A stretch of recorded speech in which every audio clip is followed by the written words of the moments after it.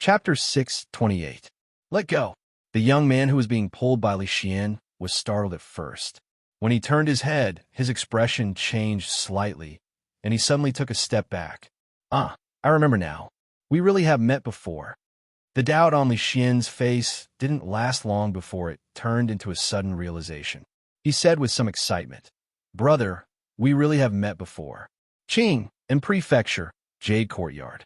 Have you forgotten?" "I don't know you." The young man opposite him said with a cold snort. "Brother, think about it again. Last time, you were taken in by that guy who likes long yang." Li Xian walked over with a smile and patted his chest. He said, "I haven't seen you for more than a year. Brother, your body has become stronger." The young man stood there in a daze. His face turned from red to white and then to green. "Get out of my way. I don't know you. Stay away from me in the future." The young man raised his head and subconsciously slapped his face. However, he withdrew his hand halfway, pushed him away, and quickly ran away. "Why is everyone so strange today?" Li Xian muttered. He walked into the classroom and saw Wang Dan sitting in front of him. He waved his hand and asked, "Xiao Dan, do you know the person just now?" Although Wang Dan didn't have to go to class with these 10 people, he was Li Han's assistant. Usually, he did things like pouring tea and cleaning the blackboard. When there was no class, he would follow Li Han. "Brother-in-law." Wang Dan stood up and looked outside. He lowered his head and said, "I don't know him, but I know his name is Shin Shu. It seems that Prime Minister Shun used his connections to send him here. He said that his health isn't good, so he doesn't need to dig a lake. He lives alone in a small courtyard in the school and has a maid to serve him." When he said this, his tone was a little indignant. Other than the dean and deputy dean, even the teachers of the school didn't have the right to have their own small courtyard. Every time he went to Prince Jin's place, he was very envious. Compared to the dormitory that was filled with the smell of stinky feet, Prince Jin's place was like a palace in heaven. However, his grandfather was Prime Minister Shun, so it was not strange for him to have preferential treatment. If he had to lament, he could only lament that his father did not have that much face. "Prime Minister Shina," Li Xian muttered.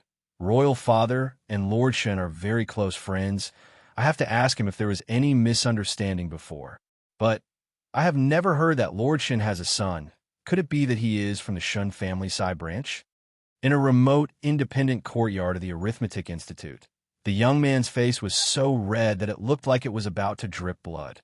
He gritted his teeth and said bitterly, Li Xian, I won't let you off." "Husband, Her Majesty the Empress has sent an invitation to invite me to attend the Glass Appreciation Conference tonight. Should I go?" Li helped her put up her hair and said, "Forget it. Her Majesty the Empress has banquets all day long. It's enough to go once or twice. This time, we were just going to see a pile of sand. If you like, we can have the Glass Appreciation Conference at home every day." Among the socialites in the capital, the only one Rui was familiar with was Li Xian's Crown Princess. However, for a long time to come, Crown Princess would be the first person she was forbidden to meet. Therefore, it was better for her not to go to the Imperial Palace tonight. Rui nodded and said, "Then I won't go." Li helped her put on the hairpin and nodded. "Well, you're not feeling well these days. You should rest at home." Then he seemed to think of something and asked, "Can a guru also feel unwell?" Rui shook her head and said, "No matter how good one's martial arts is, he is still human. Birth, old age, illness, and death is human nature. Father died of illness that year." "What inauspicious words are you talking about?" Li gently patted her head and said, "I will go to the Imperial Palace early today to find the Imperial physician and ask him to come tomorrow." Rui shook her head and said, "No need. It's women's business. It will be better in a few days. If it is still like this, I will listen to my husband." Li originally planned to go to the Imperial Palace later, but if it was too late, the Imperial Physician's Bureau would be off work. After lunch, he asked Fong to prepare the carriage. An official of the Imperial Physician's Bureau cupped his hands and said, "Lord Li, Lord Liu was asked by the Ministry of Justice to investigate a case. He is not in the Imperial Physician's Bureau these days. When Lord Liu comes back, please tell him to come to the Li Mansion in a few days." In the entire Imperial Physician's Bureau, Liu Jimin's medical skills were the most reliable to Li Yi, so he was not in a hurry to come. Lord Li, don't worry, I will tell Lord Liu this. The official of the Imperial Physician's Bureau knew the relationship between Lord Liu and Uncle Li, and the latter was also very famous in the Imperial Physician's Bureau, so he bowed and said, "The Glaze Appraisal Conference was held in Chongyuan Palace, which was the largest palace in the Imperial Palace. It was usually used for big celebrations. This time, not only the officials and nobles were invited, but also dozens of monks. Except for Chongyuan Palace, the other palaces could not be used as it would affect the old emperor's ability to extort money. It was because of this reason that he made an exception and opened Chongyuan Palace. It was still early in the evening, and there was not enough time to go back. Li showed his token at the gate of the Imperial Palace and walked into the Imperial Palace leisurely. After passing through the Morning Dew Palace, he saw a figure in a wide square behind him, and a sword was dancing. He casually sat down on the steps, wondering who was more powerful, the princess or Mississippi Liu. A sword shadow flashed in front of him and stopped 3 inches away from him. Emingzu sheathed her sword and sat next to him. She asked, "You will offend all the nobles in the capital." Li had a thoughtful look on his face. He looked back at her and asked, "Between you and my second miss, who is more powerful?" Emingzu was startled. She said, "We fought, but there was no winner." Li nodded and said, "The one who held the Glaze Appraisal Conference was His Majesty, and the one who sold the glaze was the Wang family. I just gave you a glaze statue. Father said that in a few days you will use glaze to make tiles. Don't you think glazed tiles are very beautiful? The Wang family can help you for a while, but not forever. At that time, even the most stupid person will understand that this matter has something to do with you. And then, if you offend all the nobles in the capital, you will no longer have a foothold in the capital, and Father will not be able to protect you. At that time, who cares?" Emingzu turned her head and looked at him. After a moment of silence, she suddenly said, "I want to eat egg fried rice." Her Highness wanted to eat egg fried rice, so the officials of the Catering Bureau began to panic. In another 2 hours, the Glaze Appraisal Conference would officially begin. They were about to make some pastries and vegetarian food for the guests, but the kitchen was occupied by the princess and Uncle Li. Both of them were frequent customers of the Catering Bureau, especially the latter, who was a nightmare for the Catering Bureau manager. Fortunately, they only occupied the kitchen for 15 minutes. After leaving the kitchen in a mess, they left in a carefree manner. The tiger's eyes were filled with tears, and his voice sounded like he was about to cry. "What are you waiting for? Hurry up and clean up." Morning Dew Hall. 2 plates of egg fried rice and a few side dishes were the two's supper. No wine. And Mingzu frowned. "Make do." Li shook his head. "Do you remember the first time we met?" "Yes, Arrestor Li, Manager Li, County Lieutenant Li, County Son Li, County Uncle Li. In a few days you will be County Marquis Li. In less than 2 years, you are the first since the founding of the country. From Arrestor Li to Princess Royal, you used even less time. Have you really made up your mind?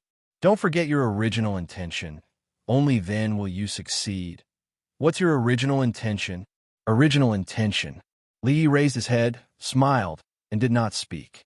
"Strange, won't he come tonight?" Outside Chongyuan Hall, Li Xian looked around and searched the crowd twice and murmured with some doubts. The Chongyuan Hall hadn't opened yet, but there were already many people gathered outside the hall. He had gone to look for Li Yi just now, but he found out that Li Yi had entered the palace 4 hours ago. However, he couldn't find Li Yi even after looking inside and outside the palace. Several women walked past him. Li Xian was stunned for a moment and turned his head, stared at one of the women, and said in surprise, "Miss, have we met before?" Chapter 629. Puffed. Before the woman could open her mouth, the other women beside her laughed. "Have we met somewhere before?" This sentence was not unfamiliar to them. Usually, those men who boasted of themselves as talented had already used this kind of trick. "Su, this young master is asking you a question." A woman pulled the woman's sleeve and teasingly asked. The woman called Su clenched her teeth and said, I have never seen him before. Let's go. Li Xian's face revealed a puzzled expression. This woman looked very familiar, but he couldn't remember where he had seen her before. Suddenly, an idea flashed in his mind, and he suddenly said, Do you have a brother called Shun Shu? A woman next to her asked, Su, do you have a brother called Shin Shu in your family? No, this person might be sick. Let's go. The woman called Su glared at Li Xian and strode away. That's the crown prince we are talking about. Among the younger generation in the capital, only County Uncle Li is more outstanding than him. Su, you have to be careful with your words. It won't be good if someone hears you. A woman behind her looked back and reminded her. What 3 heroes of the capital? It's just a shameless pervert. Su's face revealed an embarrassed and angry expression. She lowered her voice and said in a low voice. But the second half of the sentence was very low. No one could hear it except for her. Outside the hall, Li Xian shook his head. He saw that the Chongyuan Hall had opened and the crowd began to pour in. He doubtfully said, Is he really not coming today? The Chongyuan Hall was a place where large-scale celebrations were held. The space inside the hall was extremely spacious. The crowd walked in from the outside and saw that the hall was brightly lit. There were tables that extended from the entrance to the innermost part of the hall. There were several palace guards guarding around each table. There's another glazed statue of Goddess of Mercy here. It's even bigger than the one in the Cold Mountain Temple. An official couldn't help but exclaim in surprise when he saw the glazed statue of Goddess of Mercy as soon as he entered the hall. Behind him, a few famous monks in the capital revealed a strange look in their eyes. Look at this Rui Bing. Oh my God, it's crystal clear and doesn't contain any impurities. Glass bowls, glass cups, glass chopsticks, all of them are made of glass. Only the royal family has this kind of heritage. There's more ahead, there's more ahead. I see another Buddha statue. Originally, the crowd did not have much expectations for today's glaze appraisal convention. Who would have thought that the Imperial Palace would have so many glaze wares? Color glaze was an auspicious sign, a treasure. Who didn't want to have a few pieces in their home? It would bring some luck to the family, bring more good fortune, and allow the entire family to continue on for a longer time. Although they didn't know if it was accurate, it was better to believe it than not. What if it came true? Moreover, this was a colored glaze from the royal family's collection. They might even be able to get a share of the royal family's luck. No matter what, they had to buy one today. At a glance, there were only a few dozen pieces of colored glaze. It was far from enough for so many people to share. Moreover, there were so many monks competing with them. It would not be easy to get one piece. Looking at the monks looking at the glazed Buddha statue, their eyes were shining brighter than their bald heads. They knew that there would be a tough battle today. Master, you must get this glazed hairpin later. A middle-aged woman turned to look at the man beside her and said. The man frowned and said, Nonsense. This hairpin probably costs nearly 1,000 taels of silver. Where we have the money for you to squander? The woman's expression was gloomy. She sighed and said, I've been married to the Ma family for so many years. Have I ever asked for anything from you? This. The man's face showed that he was in a difficult position. On the other side, a young woman said in a sad voice, Husband, this glazed bracelet reminds me of my deceased mother. Husband, can you help me buy it? Somewhere, a woman held the arm of the person beside her and pointed to an item in a brocade box on the table. She murmured, Husband, this is the bracelet that often appears in my dreams. Glazed wooden fish, glazed Buddhist beads, glazed Buddha statue, glazed incense burner. Even though many of the monks present were highly praised by the people, when faced with these things, they could not help but show expressions of absent-mindedness or shock. They even had an illusion that this glaze appreciation conference was prepared for them. Your Majesty, since when did the palace have so many glaze? Imperial concubine Shui asked Emperor Jing in confusion. There was an area at the front that was separated by a curtain. I discovered it a few days ago when I was investigating the secret treasures of the royal family. They should be treasures that were offered by the people over the past few decades. These things are useless. Since I took them from the people, I will use them for the people. Your Majesty is benevolent. Imperial concubine Shui's voice paused for a moment before she continued. Can I take the smaller Buddhist statue with me? Colored glaze is a Buddhist treasure. I will pray for your Majesty sooner or later. Perhaps it will be more efficacious. Emperor Jing nodded and said, Permission granted. A eunuch stood at the front and said, Everyone, His Majesty has decreed that these glaze wares are allowed to be sold today. You can bid at will.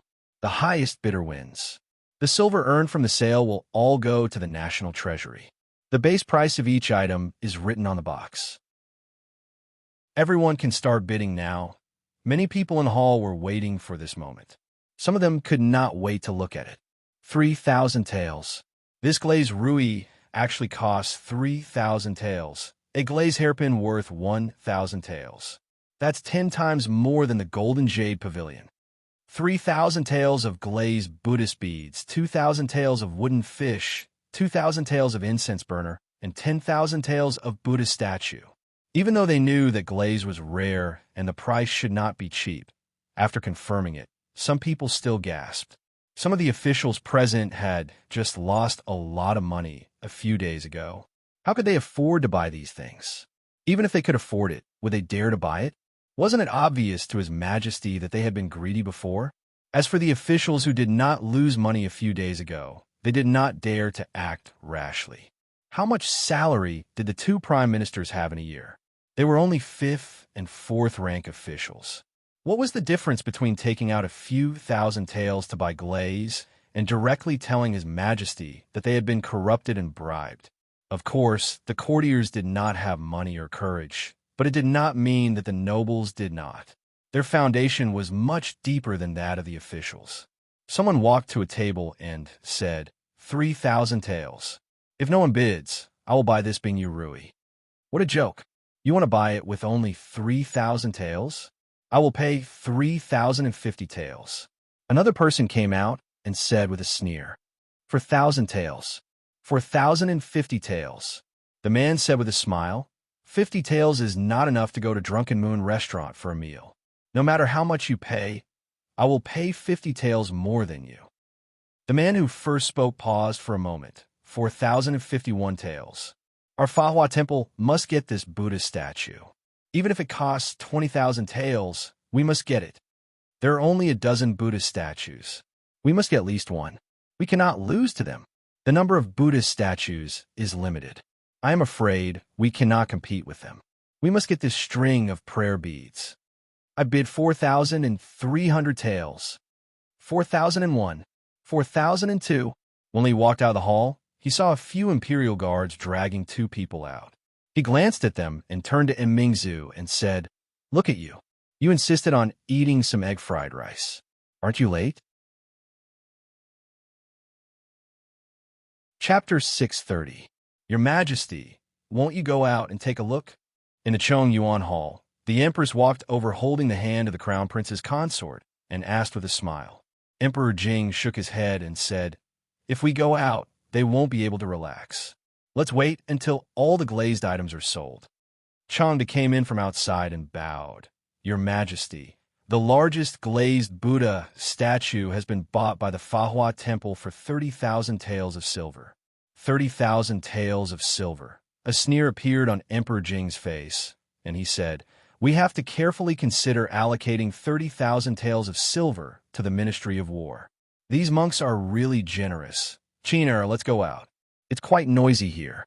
The Empress took the hand of the Crown Prince's consort and said with a smile, Which glazed jewelry do you like? Tell the Empress, and she will ask them to bring it over. No need, Empress. I want to see my husband. The Empress patted her hand and said, Okay, after the appraisal is over, I will send someone to call him over. Outside the curtain, an imperial guard said to the monks who came over, Masters, I'm sorry, but this glazed Buddha statue is wanted by the imperial consort. It is not for sale today. What? The expressions of two monks immediately changed. For them, these glazed Buddha statues were the most important things in the hall today. Fortunately, the Buddha statues were huge and expensive. Ordinary nobles could not afford them. and very few people would compete with them. However, these Buddha statues were still too few. Dozens of temples were competing for the 10 glazed statues. Originally, there were more monks than Buddha statues. Several large temples had already distributed the statues, but this imperial concubine suddenly wanted one statue. Someone had to return empty-handed. Who would be willing to be the monk who returned empty-handed? Amitabha. One of the masters spat out a Buddhist name and said, if that's the case, the monks were relieved. As long as someone withdrew, their Buddha statues would be saved. The old monk had a solemn expression and said, if that's the case, the Wanhua temple will increase the price of the Mamayuri statue by 5,000 taels of silver. A monk's expression changed immediately and said, I'm afraid this is inappropriate. Didn't we agree that this Mamayuri statue belongs to our 1,000 Buddha temple? The old monk shook his head and said, Amitabha, His Majesty has said that the highest bidder wins. My actions are not inappropriate. The monk gritted his teeth and said, my 1,000 Buddha temple will add another 5,000 taels. The crowd in the hall was distinct. Around the few booths, there were only bare heads. On these booths were, of course, Buddha statues and prayer beads. As for the glass jewelry, most of them were women. Of course, there were also many men beside them. Usually, it was His Majesty and Empress who would hold separate banquets. Today's Glass Appreciation Conference was one of the few occasions where men and women were not separated. Miaoyu, do you have any jewelry you like? Second brother will buy it for you. Chen Chong stood beside the white-haired woman and asked with a smile. The woman shook her head and said, it's good that you can wear the jewelry. How much can you do with 3,000 taels of silver? Forget it. Chen Chong waved his hand and said, you don't have to worry about that. Just tell second brother which one he likes. The white-haired woman smiled and said, there's nothing I like. Let's go over there and take a look. Chen Chong nodded. After the white-haired woman turned around, he waved his hand at the person beside him and said, Miaoyu has been looking at this hairpin for a long time. Buy it. Chen Qing waved his hand and said, I know. Go and accompany her. 3,000 taels of silver. 3,500 taels of silver. A young man standing beside the booths said helplessly as he glanced at the woman beside him. Hearing the voice beside him, he was stunned for a moment. When he turned around, his expression changed, and he immediately said, sorry, I misspoke. We don't want this hairpin anymore. The eunuch looked around and saw that many of the people who had been eager to try had retreated. He said helplessly, 3,000 taels going once, 3,000 taels going twice, 3,000 taels going thrice. Congratulations, official Chun. You can take this hairpin. Remember to send the money to the palace within 3 days. Su, do you intend to buy one back? A woman called Chun Su asked in a low voice as she stood beside one of the booths. No, she shook her head. It was easy to buy it, but it would be troublesome to explain it to her grandfather and father. That's true. It's too expensive. Let's just take a look. The woman beside her glanced around and pointed to a place not far away and said, that Buddha statue over there is so beautiful. Let's go take a look. Miaoyu, this Buddha statue looks not bad. Do you want me to buy it for you and place it in the temple at home? The white-haired woman turned around and looked at the middle-aged man. She said helplessly, no need, second brother. This Buddha statue costs 20,000 taels of silver. Worshipping Buddha requires sincerity. There's no need to be so extravagant. Chen Chong waved his hand and said, it's precisely because I'm sincere that I want to buy it. He walked over and said, this Buddha statue is for Duke Chen's residence.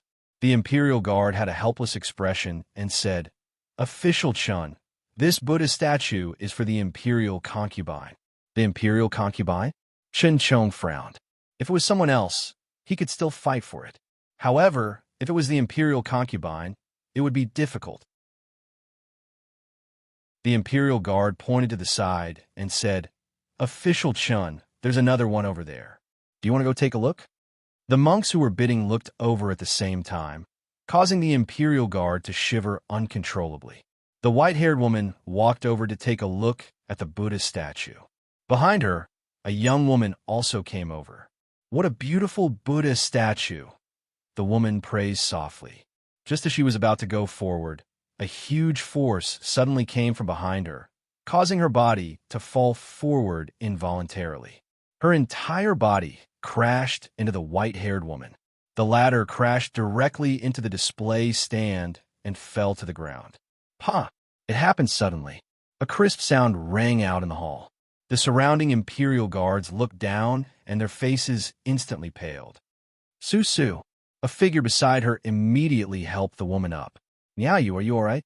Chong looked back and immediately rushed over, asking anxiously. Seeing blood seeping out from the white-haired woman's palm, his expression changed. He immediately said, Imperial physician, hurry and summon the Imperial physician. It's broken. An Imperial guard looked at the shattered Buddha statue on the ground. His face was pale and bloodless as he spoke in a trembling voice. A glass statue worth 20,000 taels of silver had been shattered, and it was even one personally appointed by the Imperial consort, as Imperial guards in charge of guarding it. Who could bear this responsibility? The woman called Su's face also paled. She hurriedly went to the white-haired woman's side and said, I'm sorry. I'm really sorry. Are you all right? Imperial physician. Where's the Imperial physician? Chong pushed the woman away. His eyes were bloodshot as he roared. A figure walked out from the crowd. He squatted down and picked up the white-haired woman's hand to take a look. He said, It's just a light cut. It's not a big deal. Li turned back to look at Mingzu and asked, Do you have a clean handkerchief? I do. The woman called Su immediately took out a handkerchief from her bosom. Li picked out a few extremely small pieces of glass and bandaged it for her. He said, In a while, the Imperial physician will come. After he cleans the wound, use a clean gauze to bandage it again. Remember not to touch water for the next few days. Chong glanced at Li Yi. His expression turned cold, but he didn't say anything. He stood up, looked at the woman, and asked, What were you doing just now? The woman called Su's face paled. She was shaken by his aura and couldn't speak. Lord Chun is a dignified Imperial censor. Why would you bully a weak woman? Li Xian raised his eyebrows. Since this woman was very likely Shan Shu's younger sister and a member of the Shen clan, he naturally couldn't remain silent. Chapter 631. Imperial Consort Shui could not be offended by the Chun family. Ningguang was far away in Qing and Prefecture. He looked like an idle prince, but in reality, he could not be offended. Chong glanced at Li Xian and did not speak. The glass statue was broken because of that woman. Countless people saw it with their own eyes. Whether it was His Majesty or Imperial Consort Shui, they would not easily let this matter go. He turned to look at the white-haired woman and asked with concern, Miaoyu, are you okay? I'm fine. The white-haired woman's face was a little pale as she shook her head. At this time, countless people had gathered around. This is the Medicine Buddha statue, just now? Amitabha, Medicine Buddha, please don't blame. Sinful. There was a group of monks standing by just now. At this time, looking at the fragments on the ground, their faces were full of sorrow and regret. That Buddha statue was Medicine Buddha, also known as Medicine Buddha. Medicine Buddha was the leader of the Eastern world of clear glass. However, at this time, it had turned into glass fragments on the ground. Oh my God, did that Buddha statue just break? This is 20,000 taels of silver. Who broke it? Just now, they said that it was Imperial Consort Shui who wanted it. This is terrible. It seems to be third young miss of the Chun family. I just saw it. More and more people gathered around. When they saw the situation on the ground, they were all shocked. Their eyes looked at the woman called Su and third young miss of the Chun family. Not far away, there was finally some movement from within the tent. Imperial Consort Shui accompanied Emperor Jing and walked over from afar. Everyone hurriedly bowed and greeted. Your Majesty, Imperial Consort Shui. No need to be so polite. Emperor Jing waved his hand. Before he could speak, Imperial Consort Shui had already seen the fragments on the ground. Her face instantly darkened. She said coldly, Who broke the glass statue that I wanted? Countless people sighed in their hearts. Imperial Consort Shui was really unlucky these days. A few days ago, someone had broken a precious jade bracelet. Today, the Buddha statue that she wanted worth 20,000 taels of silver was broken. If shattering could lead to peace, then Imperial Consort Shui would probably be safe for a long time. This subordinate deserves to die. The Imperial guards who were guarding this booth knelt down in unison, their faces pale and bloodless. Imperial concubine Shui looked coldly at the guards and asked again, "Who broke my glass statue?" Jingdi looked at Li Yi strangely. If it was half a month ago, he might be furious when the glazed Buddha statue worth 20,000 taels of silver was broken.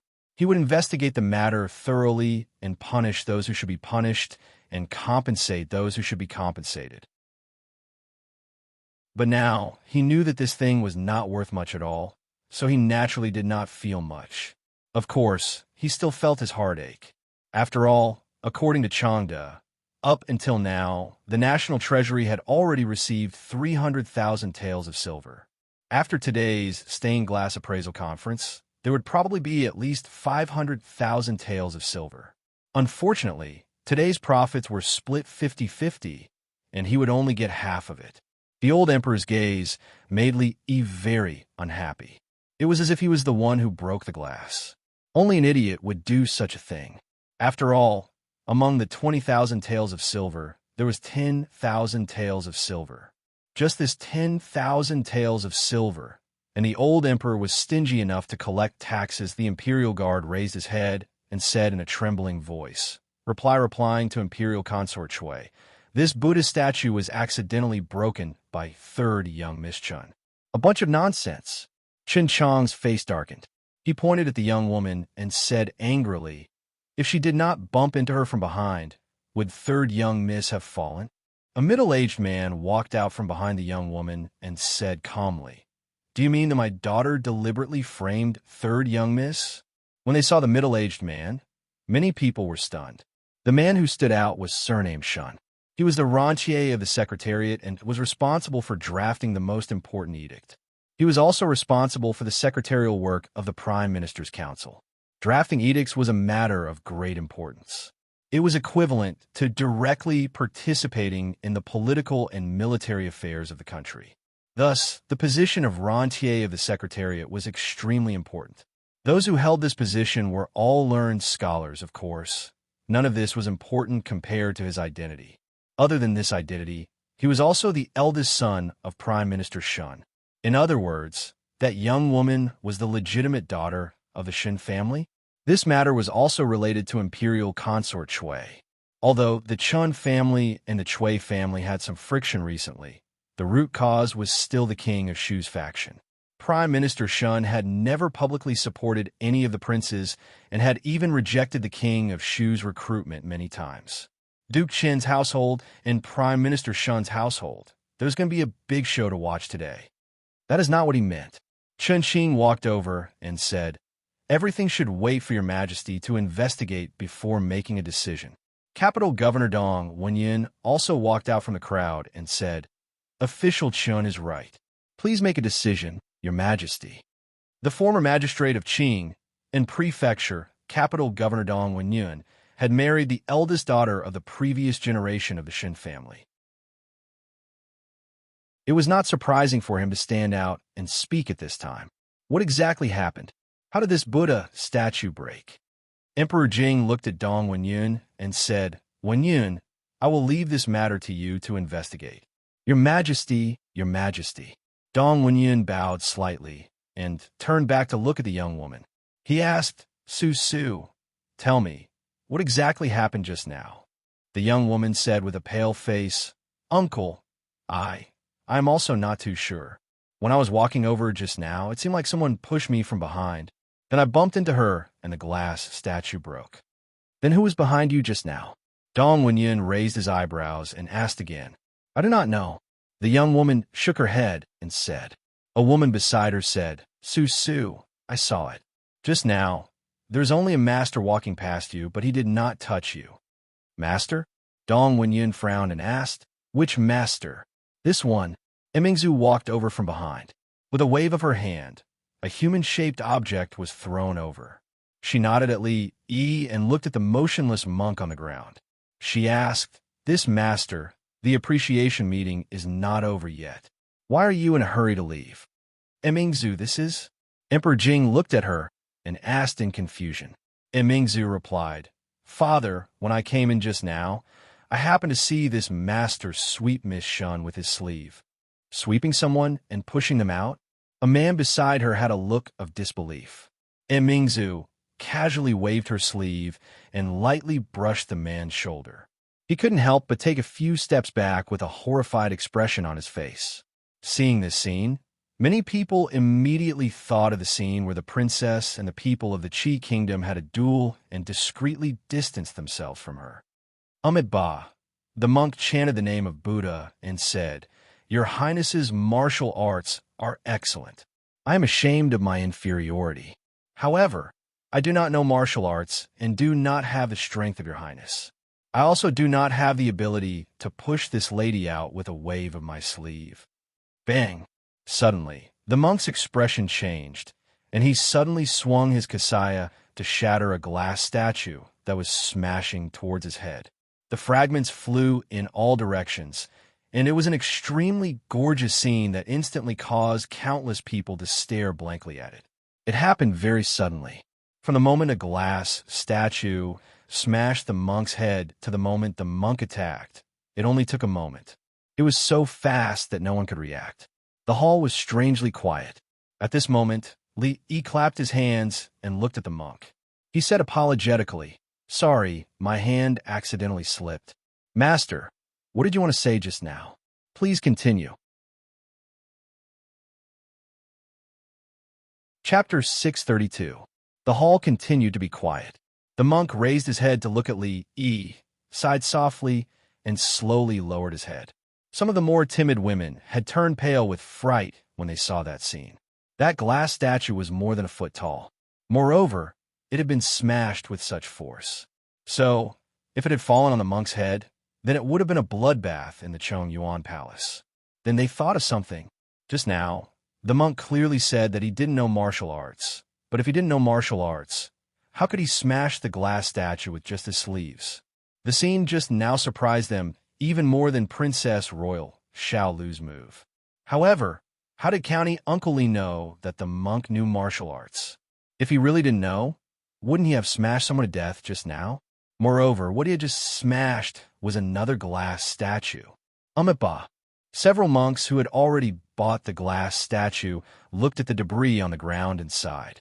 Their faces showed that they had nothing left to live for. The corner of Jing Di's mouth twitched, and his face showed a painful expression. This was another glass statue. After being smashed like that, at least 20,000 taels of silver disappeared. Chun Chon was stunned for a moment. He pointed at the monk on the ground and said angrily, "Old monk, you still say that you don't know martial arts. Take him." Jing Di waved his hand, and immediately 2 imperial guards came forward to seize the monk. Imperial concubine Shui's face turned cold. She looked at Li Yi and asked, "Who told you to smash that glass statue?" Only then did everyone react. The old monk's lie had been exposed, but wasn't the price he had to pay a little too high? A glass statue. If they remember correctly, this glass statue was sold for nearly 30,000 taels of silver. In other words, with County Uncle Li smashing it, 30,000 taels of silver was gone. Even if the glass statue had nothing to do with them, they couldn't help but feel distressed at this moment. Before Li Yi could speak, the capital governor, Dong Wenyun, came out and said, "Your Majesty, in order to expose this monk's lie, County Uncle Li was anxious and smashed this glass statue. It's understandable. County Uncle Li's quick wit, this Shun admires." The man surnamed Shin said, "What Lord Dong said makes sense. County Uncle Li was just anxious. At the end of the day, the responsibility lies with the monk. If Dong Wenyun and Shun Xiu had stepped forward because County Uncle Li had helped Shun Su out of trouble, then Chun Xing's words had surprised everyone. Chun Xing, who represented the Qin clan, was actually publicly opposing the imperial consort. Your Majesty, In my opinion, this monk is the culprit. These two Buddha statues should be put on his head." Another person walked out from the crowd and said with a smile. Seeing that even the head of the Wang family stood out, many people were shocked. Old General Shui's rough voice was heard after a while.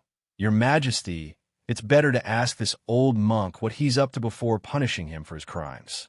It won't be too late to ask for compensation." Just as old General Shui finished his sentence, the Minister of War, Yin Bing, stepped forward. Minister of Revenue Qin Huan, Minister of Justice, Chancellor of the Supreme Court, another veteran general. Imperial Consort Shui's expression was frighteningly gloomy. The officials who were on the King of Shu's side had their mouths wide open in shock. It was not surprising that the Shun family had stepped forward. It was also not surprising that the Minister of War, Yin Bing, had spoken up for him. The family of generals had been trying to protect him for a long time, but the Wang family of Luo Chuan, the Minister of Revenue, and the officials related to them. Since when did they have such a close relationship with him? Everyone knew that County Uncle Li Yi of Chong and was not on good terms with the King of Shu. His relationship with the officials on the king's side was like fire and water. Everyone thought that he was relying on His Majesty's favor to maintain his current situation. The day he lost the favor, he would be doomed, but who would have thought that his influence in the imperial court would be so great? Didn't that mean that if he supported one of the princes, all the advantages that the King of Shu had would disappear with the support of these people behind him? His advantage would immediately become a disadvantage. For a moment, the old monk was ignored by everyone. Li Yi was also a little surprised. What was the Chun family doing?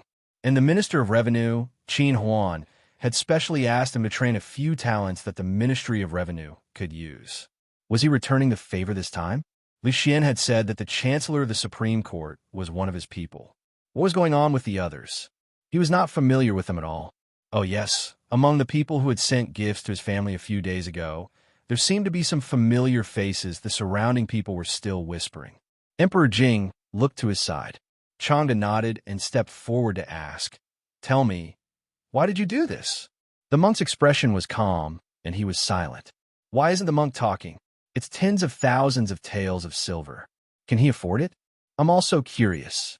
Does this monk have a grudge against the Chun family? While the crowd was whispering, Li Yi suddenly said, "Your Majesty, I seem to have seen this master and the princess say a few words." The first half of his sentence was very light, but he emphasized the word princess. What? Emperor Jing did not hear Li Yi's words clearly. He asked in confusion, "What did you just say?" "Umaba." The old monk finally said, "I don't know Princess Hui at all." "I'm afraid you've made a mistake." Changde glanced at Li Yi. Even with his great hearing, he did not hear what Li Yi had just said about the princess. He looked at him and asked, "Did you just say that the monk talked to Princess Hui?" "No." Li Yi shook his head and said, "I thought about it. I seem to have made a mistake just now." "What did Supervisor Chong say about Princess Hui?" The old monk looked up at him with an unbelievable expression in his eyes. Finally, he lowered his head. "County Magistrate Li, you're wise. I have nothing to say." After saying this, the old monk said no more. After a short period of silence, the crowd made way for them. Princess Hui stood at the end of the road with a pale face. "Empress, I'll leave this matter to you," Emperor Jing said lightly, glanced at Li Yi, and said, "Come with me." Watching Emperor Jing walk to the back hall, Li Yi shook his head and followed. This time, the Chen family does not owe you. When he walked past Chen Chong, he glanced at Li Yi and said in a low voice. Li Yi turned to look at third Miss Chen and said, "Remember to ask the imperial physician to treat the wound again. Don't touch water these days."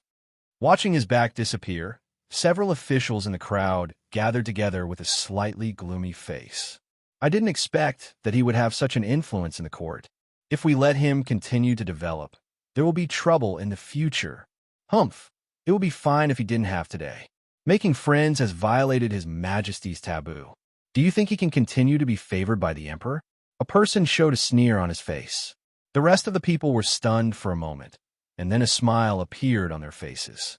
In the back hall, Emperor Jing sat on the main seat and looked at Li Yi with a painful expression.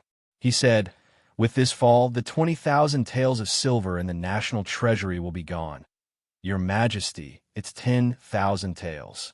Li Yi reminded him, "Did you forget that there is still half of it?" Emperor Jing's face twitched, and he changed the topic. "How did you know that the old monk knew martial arts?" "I didn't know." Emperor Jing was slightly stunned and asked, "Then you dare to smash it?" Li Yi looked at him and said, "Didn't your subject's hand slip? Besides, your subject has already apologized. One last question."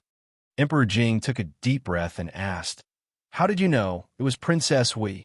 Imperial concubine Shui was too scheming and would not do such a thing. To be able to set up such an idiotic trap on such an occasion, her intelligence must be very low. Princess Hui obviously agreed with this condition, and it was not the first time she had done such a thing. Qin Sheng had broken Royal Prince Duanyang's ribs, so she had a motive for revenge. Of course, when he and the eldest princess came in, that Princess Hui actually looked at him coldly, which made him very uncomfortable. This was also one of the important reasons. In short, Li Yi thought for a moment, looked at Emperor Jing, and said, "I guessed."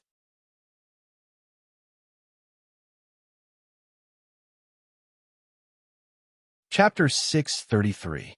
The monk was taken away by the imperial guards and would probably not have a good ending. Consort Hui was taken away by the empress, and Consort Shui went with her. The glass shards on the ground were cleaned up, and the tense atmosphere in the hall was restored. People began to pay more attention to the glasswares. The nobles began to bid crazily for the few remaining pieces of glass, and the price soared. Some of the monks were full of smiles, and some were full of worry. 2 of the few glass statues had been smashed, and from today onwards, there would be a few more temples with glass statues. How were the other temples going to survive? How were they going to attract believers? How were they going to receive incense? The man surnamed Shun looked at Shun Su and said, Su, let's go over. Your mother and aunt are over there." Shun Su nodded and said, "Father, you go first. I'll be right there." After her father left, Shun Su turned around and looked at the person behind her. She bowed slightly and said, "Thank you, Your Highness, for just now." Li Xian waved his hand and said, "It's what I should do." Then he asked with some doubt, "You really don't know Shin Shu? That's my older brother." Shin Su nodded and turned to leave. "I knew it." Li Xian's face showed a look of realization.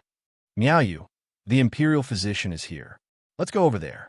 Qin Sheng glanced at Li Xian and saw an imperial physician carrying a medical box rushing in from outside. He turned around and helped the third miss of the Chun family to the front. He walked out from the back of the hall with a gloomy expression. The old emperor's health was getting worse, to the point where he would gasp for breath after a few words. Coupled with his workaholic state, it was likely that he wouldn't last more than 2 or 3 years. The plan had to be made as soon as possible. After this big job, he could start to plan his retreat. By doing both at the same time, he would at least have one more choice. Everyone saw him walk out from the back of the hall with an ugly expression and different thoughts. Old General Shui walked over, patted him on the shoulder, and said, "It's all right. It's just 20 or 30,000 taels of silver. Don't tell me that your family lacks this amount of money. Being reprimanded by His Majesty is already a light punishment. If it were me, I'd probably spank you, but until it's swollen." So much silver was thrown away so easily. "That's right, brat. You should be happy in secret. His Majesty has only reprimanded you. If it was someone else, I'm afraid that their head would have already fallen off." Old General Ma also walked over and said. Li Yi was startled and said, "Generals, you have misunderstood. His Majesty did not reprimand me just now." Just now, the old emperor really did not reprimand him. The two of them had a detailed discussion about the distribution of the loot. In the end, Li Yi still did not manage to convince the old emperor not to collect taxes. He had already lost hundreds of thousands of taels of silver, and with the addition of the 30% tax, he would be able to scam another 10,000 taels of silver. If you say he did not reprimand him, then he did not reprimand him. The two old generals looked at each other and smiled. They understood that young people cared about their reputation. With His Majesty's stingy character, it would be strange if he did not reprimand him for wasting 20 or 30,000 taels of silver. The head of the Wang family walked past Li Yi. The two of them looked at each other for a moment, and both of them revealed a smile that only the other party could understand. Old General Shui touched his chin and asked doubtfully, "You brat, when did you hook up with the Wang family? They're the god of wealth. Oomph. Looks like His Majesty is starting to be dissatisfied with him." On the other side, in a corner, someone glanced over and said coldly. Another person replied, "He has become arrogant because of the Emperor's favor. He only has himself to blame for what has happened today. If that's the case, we can add fuel to the fire behind his back when he really loses the Emperor's favor." An inexplicable smile appeared on one of their faces. When that time comes, be it the imperial consort, the Chui family, or the Qin family, none of them will tolerate him. Li Yi found a random reason to brush off old General Shui. As he walked through the main hall, he paid a little attention to the money. This time around, there should be at least 300,000 taels of silver in his account. No wonder the old emperor's eyes were green when he looked at him. Fortunately, this was an emperor with integrity and a bottom line. If it was another incapable ruler, he might even kill and rob people of their wealth. When he walked out of the main hall, he saw Mingzu standing there alone. Hearing the voice behind her, Mingzu turned around and looked at him. "Father didn't talk to you about the glass statue, right? Your Highness, you have to work hard." Li Yi walked over and patted her shoulder. He sighed and turned to leave. Looking at his back, Mingzu had a puzzled look on her face. Inside the main hall, the last glasswares had been bought by one of the nobles. At this point, all the glasswares had new owners. There were dozens of colored glaze wares, including Buddhist statues and Buddhist beads, which could only be used by the Buddhist sections. What the nobles could really get was less than half of it. Most people were just here to appreciate it and broaden their horizons. The monks did not return to the temple in satisfaction. Only a small number of temples got what they wanted. More monks began to worry about the incense offerings in the temples in the future. At this moment, the head of the Wang family walked out and said with a smile, "What a coincidence." A few days ago, the Wang family bought a batch of glasswares from a foreign merchant. I wanted to keep them, but seeing that His Majesty donated all the treasures in the palace for the sake of the country and the people, I felt deeply ashamed and decided to sell those glasswares. Half of the proceeds will be donated to the national treasury. I have already asked His Majesty. 3 days later, there will be a glass bazaar in Hibiscus Garden. At that time, I hope that everyone will do me the honor. When everyone heard this, they were all stunned. Although the foreign country was small and remote, it was rich in rare treasures. This was something that everyone knew. The Wang family bought a large batch of glass from the foreign merchant. It seemed that there was a lot of it. Just now, there were many people who were depressed because they did not buy any glasswares. At this moment, there was some hope in their hearts. If there was a large batch of glasswares, then wouldn't their chances of getting it be very high? May I ask Brother Wang, how many glasswares does the Wang family have? A middle-aged man stood up and asked. The head of the Wang family smiled and said, "It will definitely satisfy everyone present." This explained a lot. A monk asked, "May I ask if there are any glass Buddhist statues?" That foreign country is far away overseas. It is a Buddhist country. The head of the Wang family only finished half of his sentence. The faces of countless monks were glowing. This sentence meant that there were not only Buddhist statues, but there were a lot of them. All the merchants in the capital knew that the foreign merchants were their god of wealth. The things they brought were precious and not expensive.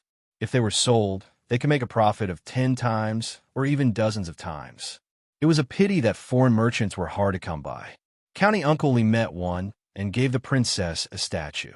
The Wang family also met one, and it seemed that the harvest was even bigger. Although they had to donate half of it to the national treasury, they might still make a profit this time. These days, they were also looking for foreign merchants all over the capital. Why did such a good thing not fall on them? Of course, even if it fell on them, they would not be like the Wang family, throwing out hundreds of thousands of taels of silver just to please the emperor. No one knew when it started, but there was a wind of glass in the capital. In the brothels, in the streets, everyone was talking about it. It was said that the threshold of the Cold Mountain Temple had been trampled 3 times in a short period of time. A temple without a glass statue was a broken temple. It could not attract enough believers. A rich and powerful person without glasswares was not a rich and powerful person. If there were not a few glasswares in the house, would you dare to call yourself a rich and powerful person? Where was the power and where was the nobility? Colored glaze represented status and luck. Everyone wanted to get their hands on it. Now, this opportunity had come. The head of the Wong family instantly became the focal point of the entire hall. The crowd surrounded him in layers and layers. At the catering bureau, the chef was about to cry. County Uncle Li, Lord Li, Director Li, these dates are ordered by Imperial concubine Shui to make date cakes tomorrow. Then I'll leave half for you, Li said after thinking for a while. The chef shook his head fiercely. 70%, no less. 60%. If not, I'll ask the eldest princess. Someone, weigh the dates for County Uncle Li.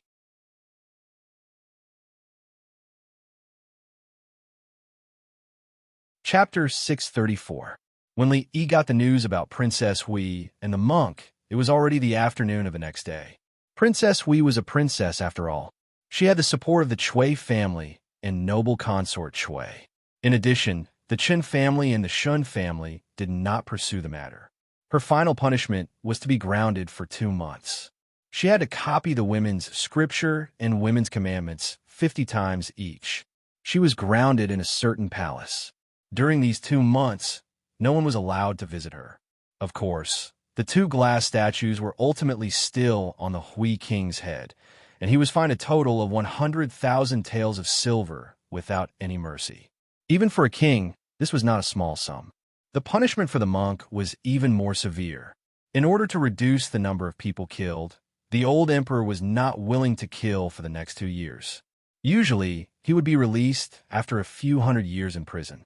Of course, during the period of prison, those who had money and those who had strength and power could save a few years of prison time. This was just a small accident and did not affect the overall situation. The Wong family's color glaze bazaar would be held as scheduled in 2 days. The location would be in Lotus Garden. From today onwards, the news would spread throughout the entire capital. This time, there would be more dignitaries and monks. Even the wealthy merchants in the capital who were not of high status but had a lot of silver would be invited. With such a large scale and lineup, everyone couldn't help but wonder how much glass the Wong clan had bought from the foreign merchants. Why hadn't they heard anything about it before? The entire capital was searching for foreign merchants, but those people seemed to have suddenly disappeared without a trace. Everyone could only first set their sights on the Wong family's glaze bazaar in 2 days' time. Li's gaze fell on Mississippi Liu. Out of money again? He almost jumped out of his chair and asked, "It's only been a few days. 4,000 taels of silver is gone. What did you use the money for?" Mississippi Liu hugged her sword and said, "You were the one who said I was recruiting soldiers. Did you really use it to recruit soldiers?" Li was skeptical. "Money can make the world go round. This is what you said." Mississippi Liu looked at him and said, "Of course I need more money to recruit soldiers. How much do you need this time?" Li thought for a while and asked. If it was used for serious matters, he would not be stingy. 3,000 taels. Li thought about it and said, "I'll give you 100,000 taels." "How much?" Mississippi Liu put down her sword and looked at him. 100,000.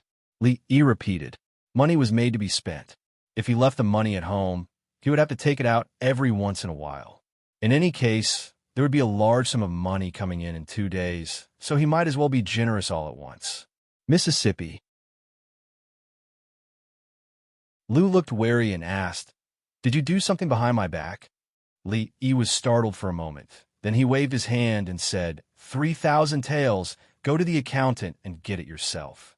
Until now, Li had no idea how bold Mississippi Liu was. Even if she was given 1,000,000 taels of silver, she could spend it all in a short time, let alone 100,000 taels of silver. However, at the moment, He did not know what kind of monster would be created in the future because of this 100,000 tales of silver and a generous chief of Wallene.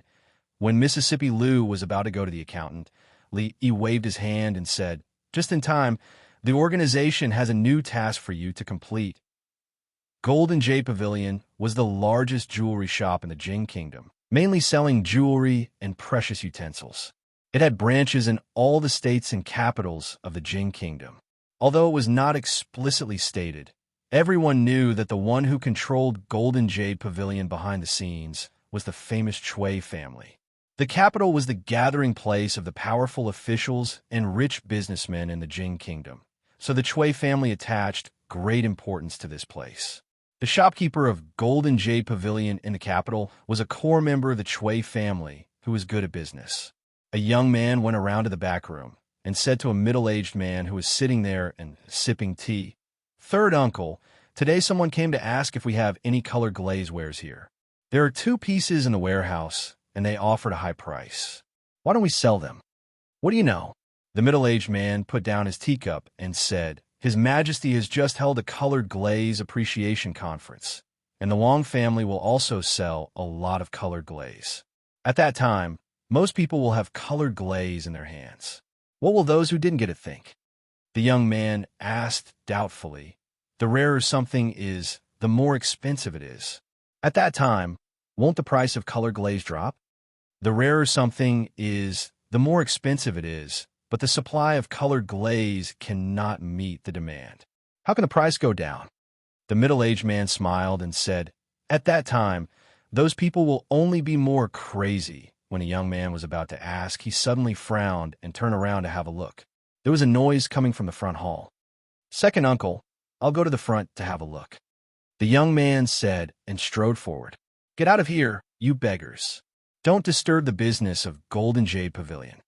A shop assistant of Golden Jade Pavilion said impatiently, "If you don't get out of here, I won't be polite."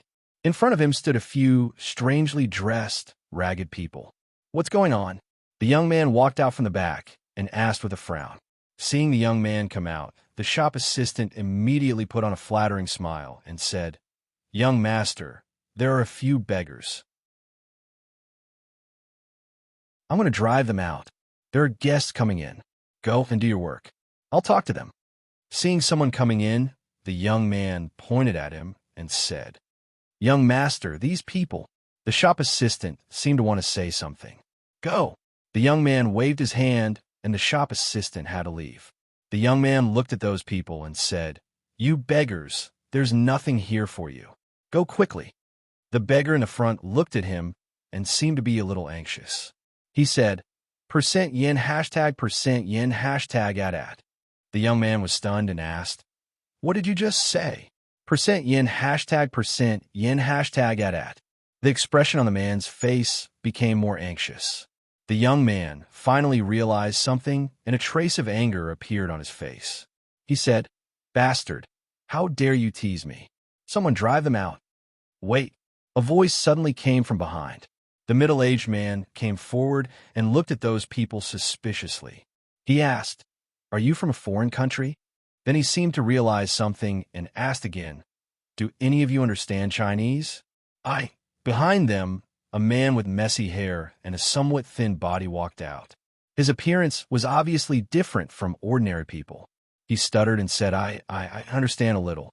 Your words, are you from a foreign country?" The middle-aged man asked with a trace of joy on his face. "No." The man opposite him showed a proud expression and said, We are from the Great Britain in Northern Ireland Union, United Kingdom. The Unsetting Sun Empire." The middle-aged man's face was filled with excitement. He didn't care whether these people were from the Kingdom of Madness or the Kingdom of the Unsetting Sun. Just by looking at their appearance, their broken Mandarin, and the big boxes behind them, he knew that these people were probably foreign merchants. The foreign merchants that the entire capital was looking for. The middle-aged man suppressed the excitement in his heart and asked, "What are you doing here? We have a lot of glass. We want to sell it to you," the man said. He turned around and waved to the people behind him. Someone immediately opened the 2 big boxes. The middle-aged man took a look inside and his eyes immediately became a little dazed. In those boxes, the glassware looked like ordinary porcelain piled up randomly. With a cursory glance, one could see that there were dozens of pieces in one box. Adding up the two boxes, he rushed up and closed the box. He turned back and said loudly to the shop assistants, "See the guests out and close the door. Jinyu Pavilion is closed today."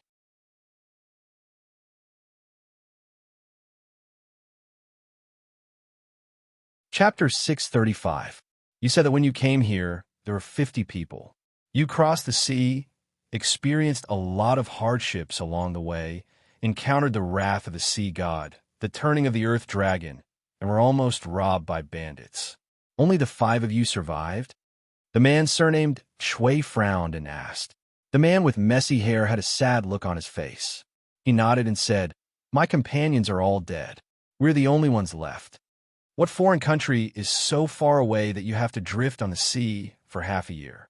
The man surnamed Shui asked suspiciously, "What country did you just say you came from?" "Great Britain."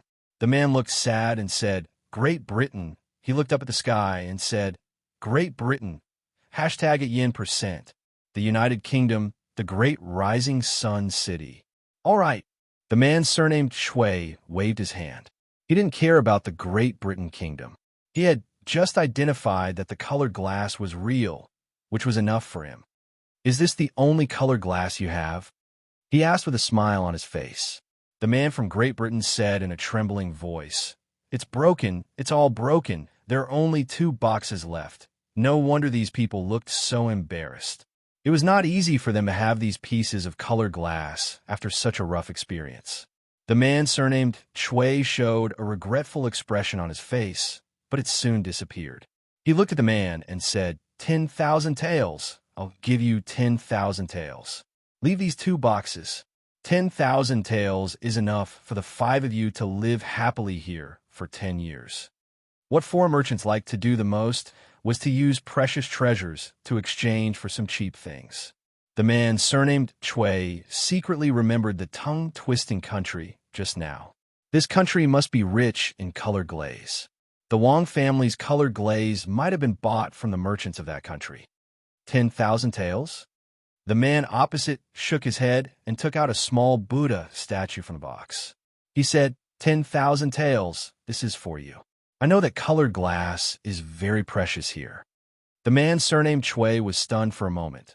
Then his face sank. These 4 merchants actually knew the trade? Originally, he wanted to use 10,000 taels to send them away.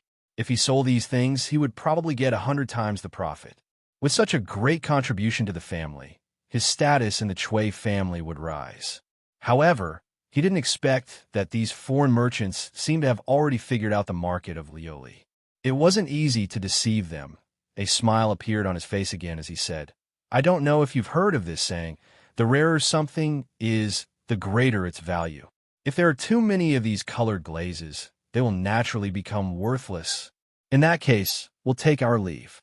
The man nodded, turned around, and said a few words to those people. At hashtag yen% and. After they responded, they picked up the 2 boxes and prepared to leave. The smile on Mr. Shui's face froze. He cursed inwardly that these foreign merchants were so decisive. He hurriedly took 2 steps forward and said, "Hold on, we can discuss the money." The foreign man said, "We don't want money. If you don't want silver, then what do you want?" Shui frowned slightly. The foreign man turned around and looked around the Golden Jade Pavilion. Mr. Shui finally realized something, and his frown deepened. "Please sit here for a while. Let me think about this matter for a moment." Soon, a smile appeared on his face as he said, "Shui Wu, serve tea to the guests." "Second uncle, we can't eat so much colored glaze." In the back hall, Mr. Shui sat on a main seat. The young man looked at him and said hesitantly, "Of course I know we can't eat it." Mr. Shui waved his hand. How could a branch of the Golden Jade Pavilion in the capital eat 1,000,000 taels of business? They couldn't come up with so much money in a short time. Those foreign merchants proposed to barter with the treasures of the Golden Jade Pavilion for the colored glaze. Their idea was ingenious. They probably wanted to return to their foreign countries and sell the jewelry and other things. It was said that these things were very popular in the foreign countries. Second uncle, should we? The young man pondered for a moment. He suddenly looked at him and made a gesture of slitting his neck. Foreign people's lives are cheap, but now we are in the shop. It's not good to do it. I will hold them for a while. You go and arrange people. Once they go out of the city, Mr. Chui pondered for a moment and said in a low voice, Second uncle, I understand. The young man's face lit up. He quickly walked out of the lobby and went out through the back door. A cold smile appeared on the face of the man surnamed Chui. It was just a few foreigners. If they died, then so be it. A case without a head or tail would not be investigated by the government, as long as it was not in front of the people of the capital.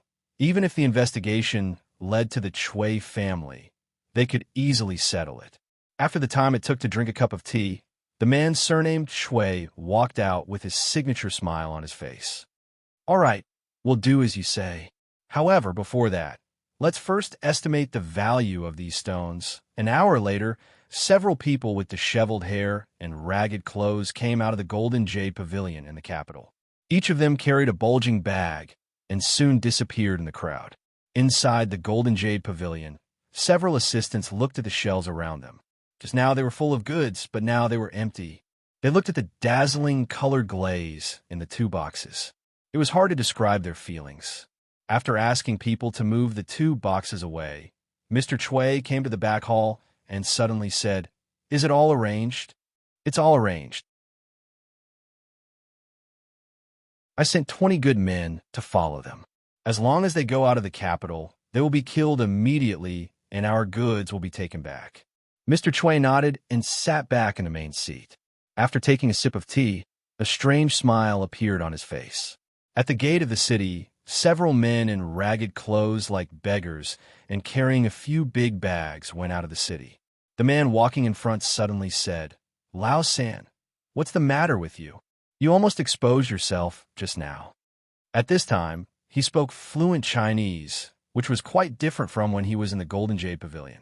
The man who stuttered Chinese felt wronged and said, Big brother, you really can't blame me. I don't know how the Alliance Master came up with such a strange name. It's too much of a mouthful. Another person waved his hand and said, all right. It's good that the mission is completed. Hurry up and report back. I plan to exchange the points I earned this time for swords. There's nothing to say about the swords made by Swordforge Manor, but the weapons they make have always been for their own use. Ever since they joined our Lu Alliance, they can finally use the best weapons. The last person weighed the bag in his hand and said, do you think someone will run away with these glaze? If they sell all of them, what weapon can't they buy? The man who was called Big Brother smiled and said, Don't you think there will be 2 groups of inspectorates following them along the way? Even if someone can bribe the inspectorates, I'm afraid they won't be able to spend it. Although the world is big, there are even more martial artists. Where can they escape to? That's right, Big Brother is right. It's impossible to run away with glaze. It's only because we are in the capital that the Alliance Master trusts us. Everyone else is followed by the inspectorates. Who would dare to be greedy? What's more, silver is nothing. If the Alliance Master is willing to give us some pointers, we can easily get on the heavenly list. Isn't this much more important than those worldly possessions? All right. The Big Brother stopped and said, Put these things down first. Quickly take care of those guys behind us and report back.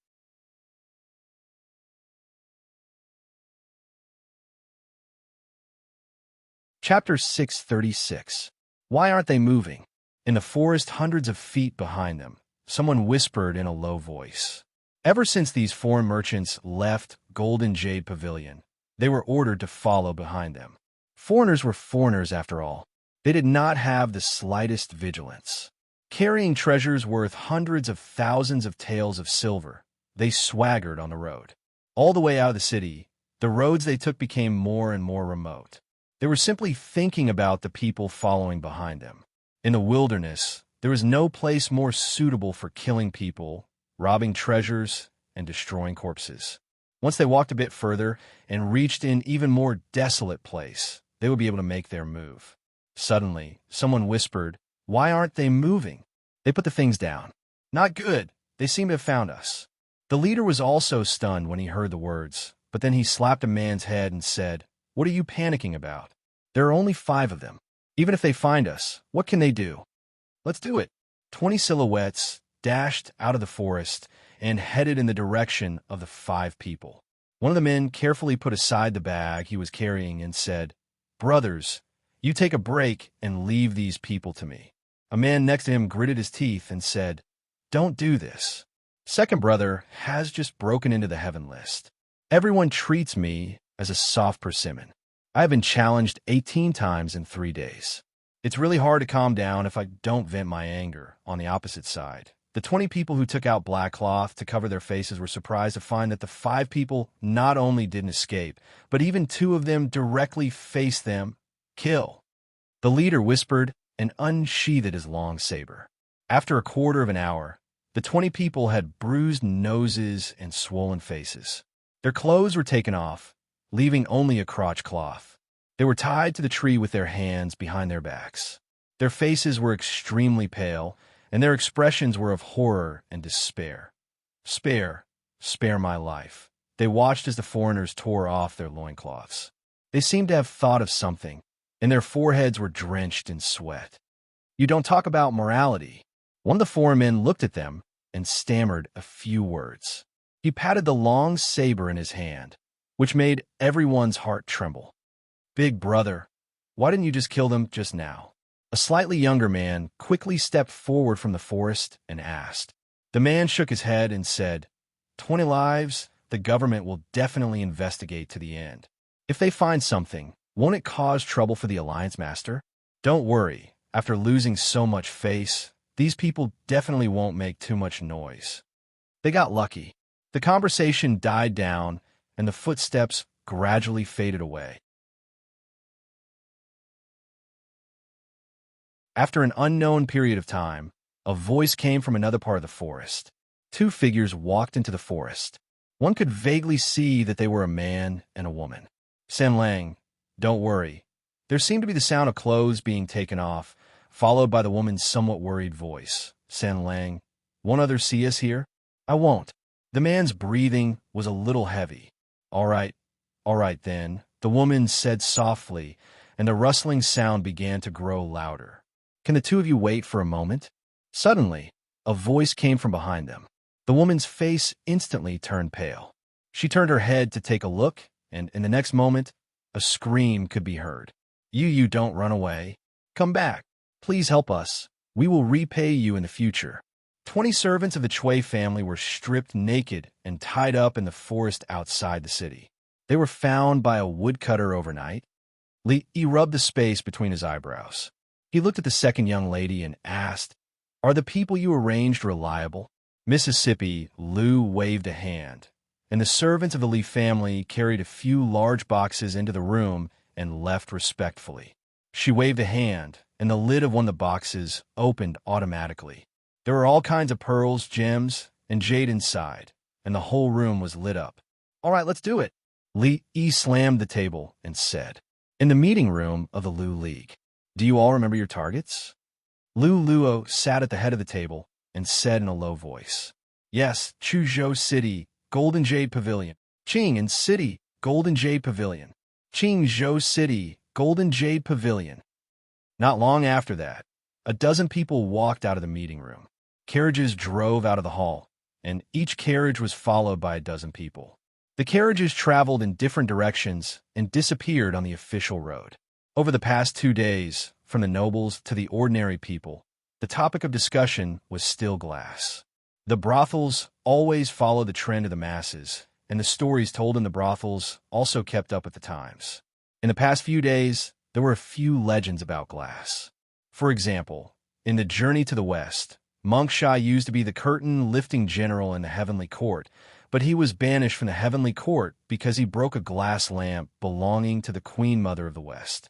Even in the heavenly palace, glass was very precious. Another example was that if you collected 7 glass balls of different colors, you could summon a dragon. Another legend was that glass was the leftover stone that Niwa used to patch up the sky. It was said in the Buddhist scriptures that the medicine guru Buddha made a vow when he was practicing the Bodhisattva path.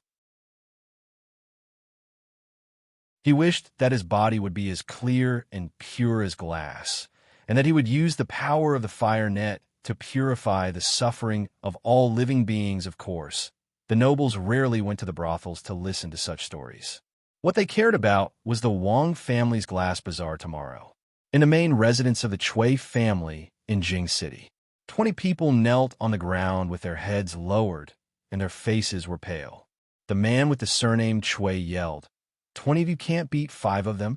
The leader of the group didn't dare to say that the other party had only sent 2 people, so he lowered his head and said, "Second Lord, we didn't know that those foreign merchants were all powerful martial artists." The man with the surname Chui's face was dark. If the glass balls weren't real, they wouldn't have lost anything. "We've underestimated those foreign merchants." He looked at the group of people kneeling on the ground and said coldly, "Go and receive your punishment." In a manor outside the capital, 2 men in purple stood at the front, and behind them were 10 men in blue and yellow. They all knelt on the ground and said loudly, "Welcome, Your Highness." The middle-aged Taoist nun slowly floated down from the sky and walked into the yard.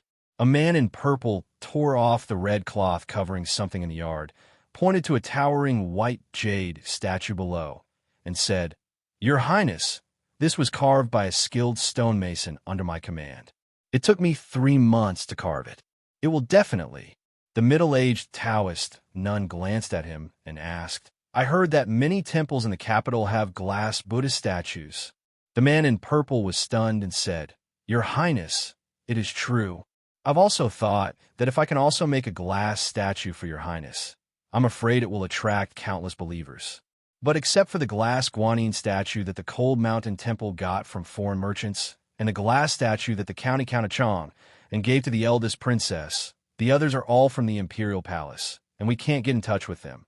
I've also sent people to find foreign merchants, but so far they have found nothing. However, the Wang family of Luochuan is holding a glass bazaar in Hibiscus Garden tomorrow, and we will also participate. We will definitely find enough glass to make a statue for Your Highness." "The County Count of Chong'an?" The Taoist nun frowned. "Yes, the County Count of Chong, and..." The man in purple nodded and said,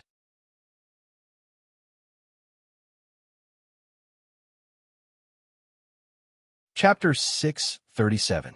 "There's no need for you to participate in tomorrow's glass bazaar," the nun said after a moment's thought. "Lady, why?" The purple-clothed man paused. Just as he was about to ask for more details, the nun waved him off. "The situation in the Qi Kingdom has changed. The blue-clothed and purple-clothed emissaries will leave the capital with me. One blue-clothed emissary will stay behind to contact the believers in the capital.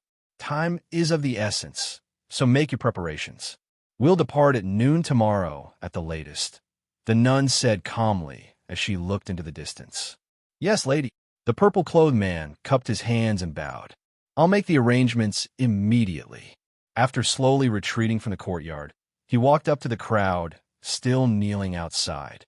Su Zheng, a blue-clothed man, immediately stood up. "What are your orders, purple-clothed emissaries?" The purple-clothed man said in a low voice, "The lady has ordered that the emissaries of the holy religion and above must leave the capital tomorrow. However, we cannot abandon the believers in the capital. Among the emissaries, you are the most familiar with the capital. You will stay behind to contact and develop the believers. Do you have any objections?" The blue-clothed man cupped his hands. "I'll follow the lady's orders." He then raised his head. "What about the lady's other avatar?" The purple-clothed man frowned.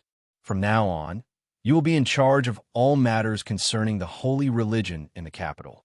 You may act as you see fit." "Yes, lady," the blue-clothed man said loudly. The blue-clothed men behind him all looked envious. The young man was the youngest blue-clothed emissary of the holy religion. Because of his outstanding abilities, he had risen from a common believer to a blue-clothed emissary in less than a year.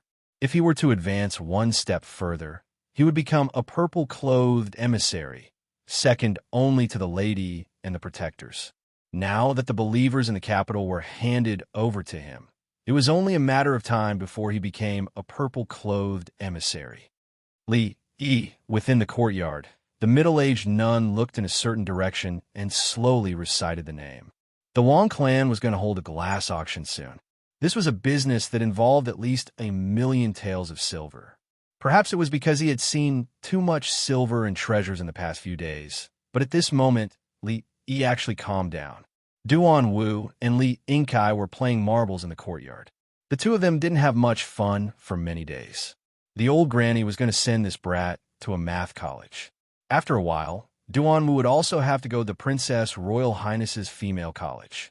The two elders were talking to Rui in the room. Li Yi had accidentally walked in and was thrown out. He turned around and glanced at them. He was really worried that the two elders would bring up a sensitive topic.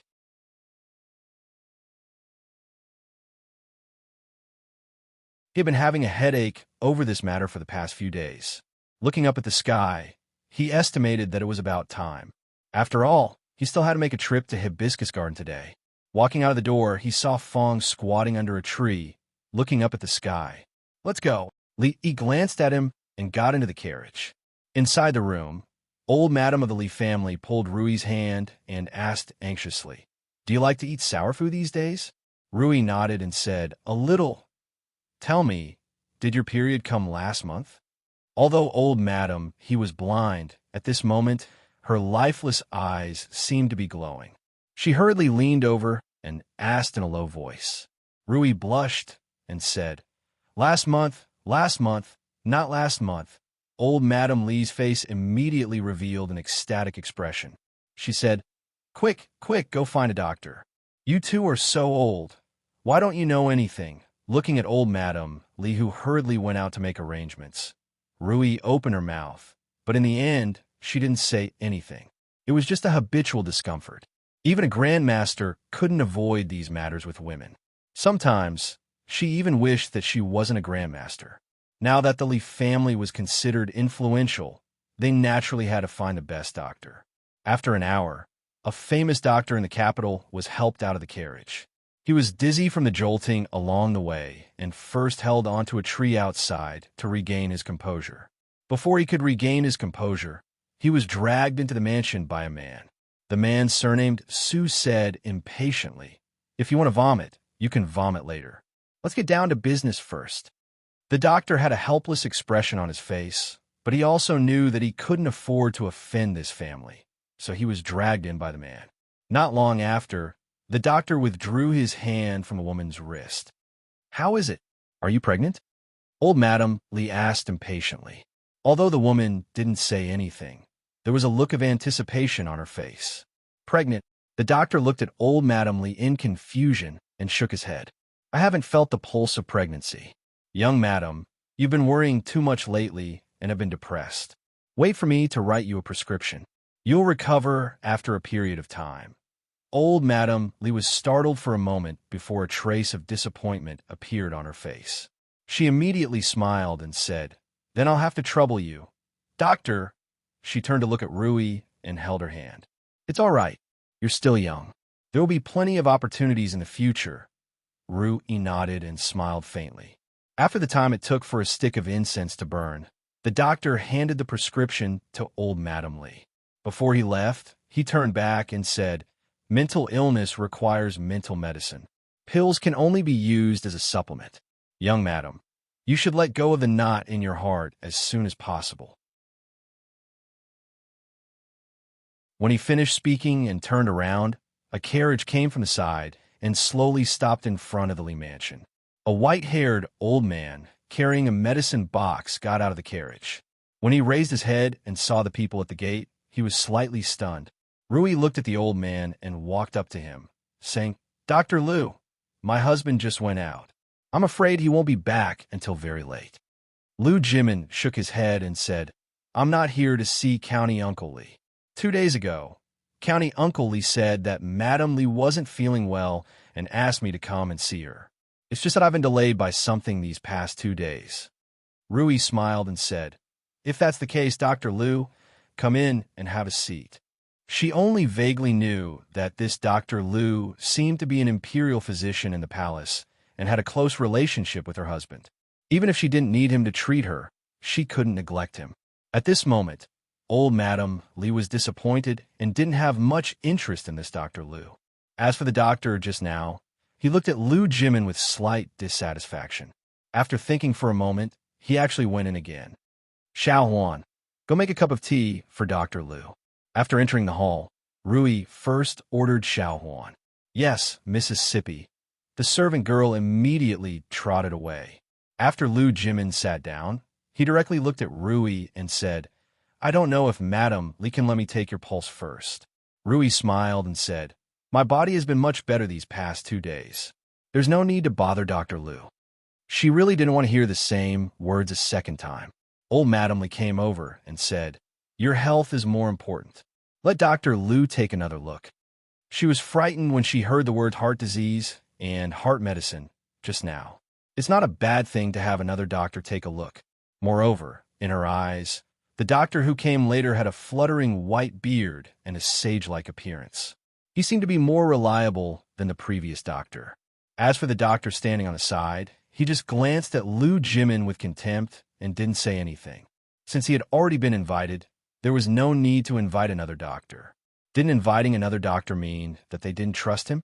He wanted to see how good the medical skills of the old man opposite him were. Old Madam Li's words couldn't be disobeyed. Rui thought about it and sat down on the other side. She stretched out her wrist and said, Then I'll have to trouble Dr. Lu. Lu Jimin smiled and placed one hand on her wrist. He slowly closed his eyes. Playing tricks. Seeing the old man's method of taking a pulse, the doctor's expression changed at first, but then he revealed a sneer and his face was full of mockery. It was unknown if anyone in the world knew how to use such a legendary technique. An old man who came out of nowhere was probably just bluffing people. Lu Jimin frowned, but he quickly relaxed. He opened his eyes and withdrew his hand. He stood up from the chair and said with a smile, Congratulations, Madam Li. Rui was stunned for a moment, and a puzzled expression appeared on her face. Old Madam Li was stunned for a moment. She seemed to have thought of something and suddenly got up. She quickly walked over and asked in disbelief, Dr. Lu, you mean Madam Li is pregnant? Lu Jimin said with a smile, You old man, you're talking nonsense. The doctor finally couldn't stand it anymore. He walked out from the side and said coldly, I clearly didn't feel the pulse of pregnancy just now. You quack. How dare you talk nonsense? The doctor looked at Lu Jimin and said loudly, Tell me your name. I'll expose you to the government. I won't let you continue to swindle people. Madam Li is pregnant not long ago. A quack really can't feel the pulse of pregnancy. Lu Jimin glanced at him and said, As for my name, I'm Lu Jimin. Lu Jimin, right? I'll remember you. I'll go to the government today. The doctor said a few words and suddenly seemed to think of something. He murmured, Lu Jimin, Lu. He suddenly felt his legs go weak. His face showed a frightened expression. He stood unsteadily and fell on a chair. You are Lord Lu. At this time, Xiao Huan came in from outside with tea and said, Miss, there's a monk outside looking for you.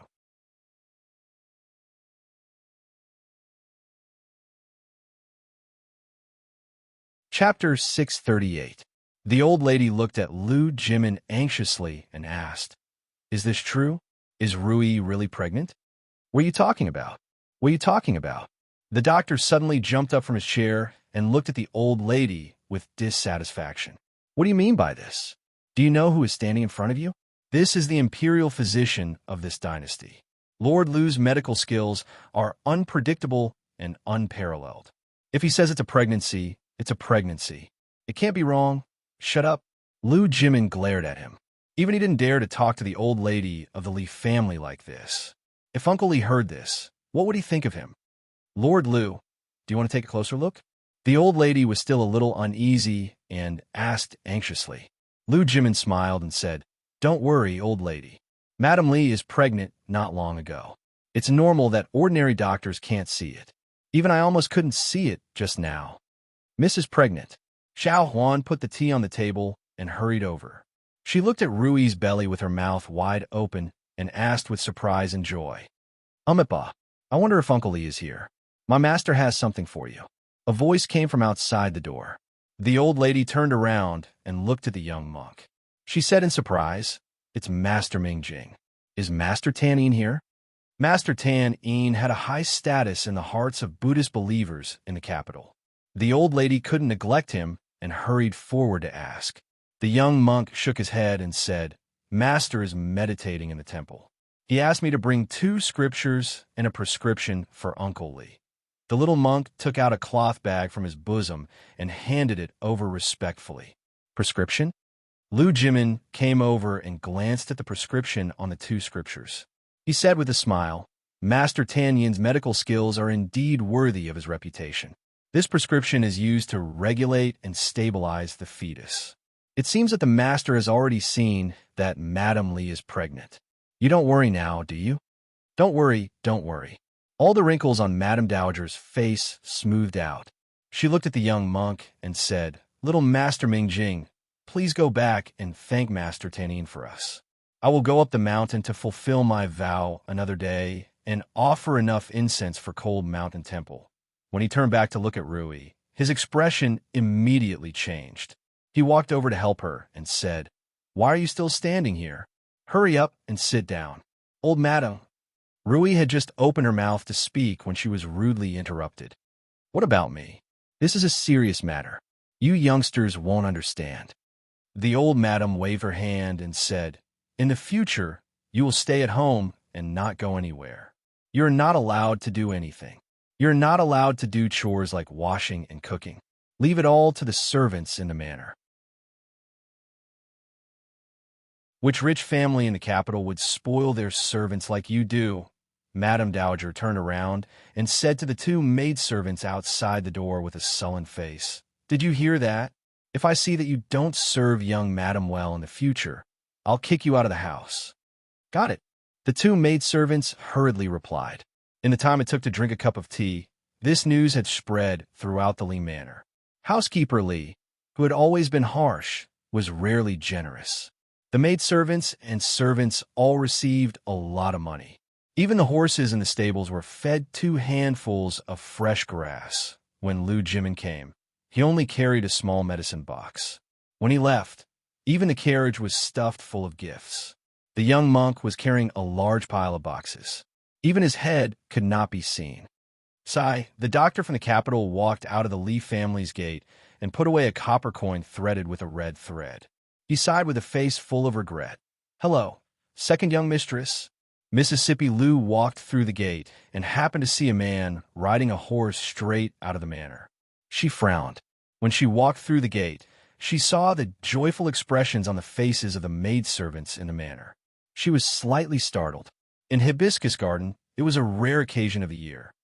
This glazed Buddha statue, the starting price is 8,000 taels. 10,000 taels, 11,000 taels, 12,000 taels. The monks did not reject anyone who came to the Buddha statue. It was not just the capital. 3 days was enough for the monks from the neighboring prefectures to rush over upon hearing the news. In fact, ever since the old emperor invited many senior monks to appraise the Buddha statue, many monks from other places had rushed over. Although they had missed the stained glaze appraisal conference, they had made it to the Wang family's charity sale. The monks were extremely generous. They did not hesitate to shout out 10,000 taels of silver. This also made the nobles in the capital realize who were the truly rich. At the very least, they would hesitate to take out so much money at once. For those who did not have much money, it was no different from digging out their hearts. Fortunately, the Wang family did not stand on ceremony with the monks. However, the prices of the other glazed wares and jewelry were much cheaper than those in the palace. However, when one thought about the large amount of glaze they had obtained from foreign merchants, it was not surprising that the prices were a little lower. Of course, some of the small incidents that happened would occasionally surprise the crowd. For example, the Wang family directly offered 50,000 taels of silver for a glazed statue that resembled the living old master of the Chui family, which was almost 5 times the price of a Buddha statue of the same size. The Chui family almost flipped the table on the spot, but in the end, they had to swallow their anger and buy it.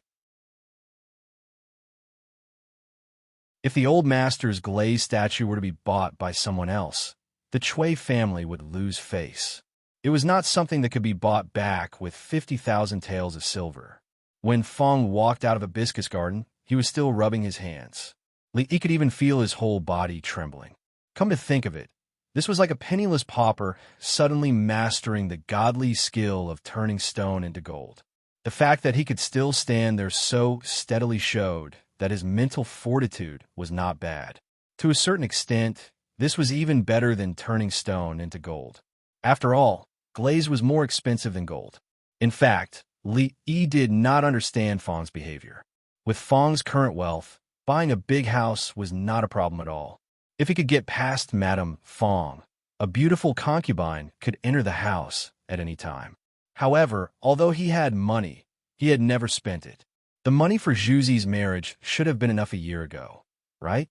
Thinking about it carefully, it seemed that he was the same. The money that he had worked so hard to earn was all squandered by Mississippi Lou before he could spend it. What's wrong? The carriage suddenly stopped. Li Yi remembered that he had just left Hibiscus Garden not long ago. There was no reason for him to be home now, so he lifted the curtain and asked, "Young master, do you want to go in and have a look?" Fong's face showed a hesitant expression, and he pointed to the alley beside him and said, "I'm not going today," Li Yi said as he lowered the curtain after taking a look. "Okay." Fong nodded, got off the carriage, and lifted the curtain. Li Yi jumped off the carriage and walked to the alley. "Lily, Miss is not home today." Xiao Chui opened the door and shook her head. "Not home? Where did she go?" Li Yi looked at her and asked. "She just went to the shop. Miss may come back with Sister watching in the evening." Xiao Chui looked at him and said, "Li, do you want to come in and wait for a while?" "No need." Li Yi shook his head and said, "I'll go first." Xiao Chui stood at the door and watched her walk away before closing the door. She walked to the yard and asked, "Miss, why did you lie to Li and say that you were not home?" Zheng Zumo shook her head and did not speak. There was another knock on the door. "It must be Li coming back again," Xiao Chui asked as she walked. "Miss, what should I say this time?" She opened the door a crack, poked her head out, and said, "Li, Miss said she's not home. She was startled and looked at the stranger in front of her. She asked in confusion, "May I ask who you are looking for?" Hearing footsteps that were different from Xiao Chui's, Zheng Zumo took a deep breath and was about to speak when she saw the person standing in the yard. After a moment of shock, her face immediately turned pale. The middle-aged man sighed and said, "Zumo, you have been in the capital for so long. Why haven't you gone back to sea?"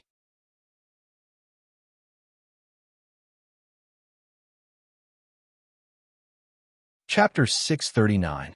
Home. Zheng Zumo gave a self-deprecating smile. 13 years ago, I had no home. Do you still remember what happened 13 years ago? I don't dare to forget. Zheng Zumo shook her head. When she looked up at the middle-aged man again, her expression had returned to calmness. She said, "What brings you here today, Assistant Minister Zheng?" Feeling the alienation in her words, the middle-aged man sighed and said, "I was just a small official in the Ministry of Revenue. I couldn't change the overall situation and could only watch my brother fall into trouble. Later, I also went to the musical house to find you. At that time, I learned that you had been ransomed with a large sum of money. All these years, I have never given up looking for you." The middle-aged man looked at her and said slowly, "That day, Zijian said that the person he saw on the Drunken Moon Tower seemed to be you. Only then did I know that you had come to the capital. These days, I have been afraid to see you because I am worried that you still can't forget what happened in the past. What else can I do for you, Assistant Minister?" The middle-aged man looked at her and said seriously, "Come back. The Zheng family is no longer the Zheng family 13 years ago. I promise that from now on, no one will bully you. You are still the young lady of the Zheng family. I want to make it up to you all these years. The Zheng family is indeed no longer the Zheng family 13 years ago, and I am not the young lady of the Zheng family 13 years ago." Zheng Zumo looked calm. She shook her head and said, "If there is nothing else, Assistant Minister Zheng, please go back." "Zumo." A trace of pain appeared on the middle-aged man's face. He said, "Until now, you still refuse to call me second uncle? Xiaocui, see the guest out." Zheng Zumo stood up and walked toward the inner yard.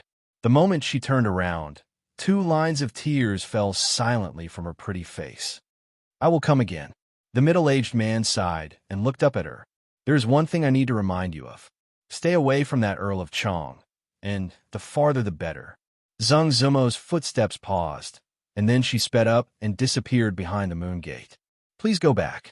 Xiao Tse stood behind her, glanced at the middle-aged man, and said politely, Father, how is it? The young man was waiting at the door. Seeing the middle-aged man come out, he immediately stepped forward and asked, Let's talk when we get back. The middle-aged man raised his head and glanced at the tea house opposite him. There were already several people walking over here. He withdrew his gaze and walked towards the entrance of the alley.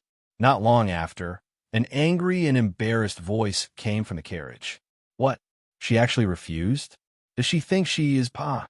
The middle-aged man slapped the young man's face and said coldly, Shut up. If it wasn't for your uncle protecting us and taking all the blame, do you think you would still be sitting in the carriage today? The middle-aged man glanced at him and said, We owe her too much. Drunken Mo is my eldest brother's only flesh and blood. Fortunately, we found her. Otherwise, my conscience would never be at ease. No matter what grudges you have between the two of you, from today onwards, everything will be written off. I understand, Father. The young man covered his face and nodded. But when he occasionally turned his head, his eyes were filled with disdain and resentment. What debt? What flesh and blood? One made him suffer for several months, and the other ruined his future, becoming the laughingstock of the capital. From then on, he could only live at home and wait for death. Even if the king of Shu ascended to the throne in the future, there would be an indelible stain on him. The hatred was as deep as the sea. How could it be written off? The carriage stopped in front of the mansion. When a middle-aged man got off the carriage, the gatekeeper came forward to report, Master, several lords have been waiting in the mansion for a long time. The palace seems to have sent someone over. The middle-aged man was stunned for a moment before he quickly stepped into the mansion. Lord Sung, you're finally back. We've been waiting for a long time. As soon as he stepped into the hall, several people stood up from their chairs and came forward to greet him. Sorry. I just went out to deal with some matters. I wonder what's the matter with your sudden visit. The few of them did not speak. Instead, they turned their heads and looked at a eunuch sitting in the main seat. Does the imperial concubine have any orders? Sung Shichen's heart stirred. He immediately stepped forward and asked. The eunuch's voice was feminine and harsh. The imperial concubine wants me to ask you, what kind of climate do you plan to seely form in the imperial court? The expressions of the few people changed when they heard this. You're on your own.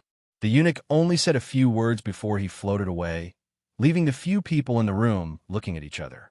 One of them sighed and said, It seems that the imperial concubine is still dissatisfied after the incident in Chongyuan Palace. Another person nodded and said, The imperial concubine's worries are not unreasonable.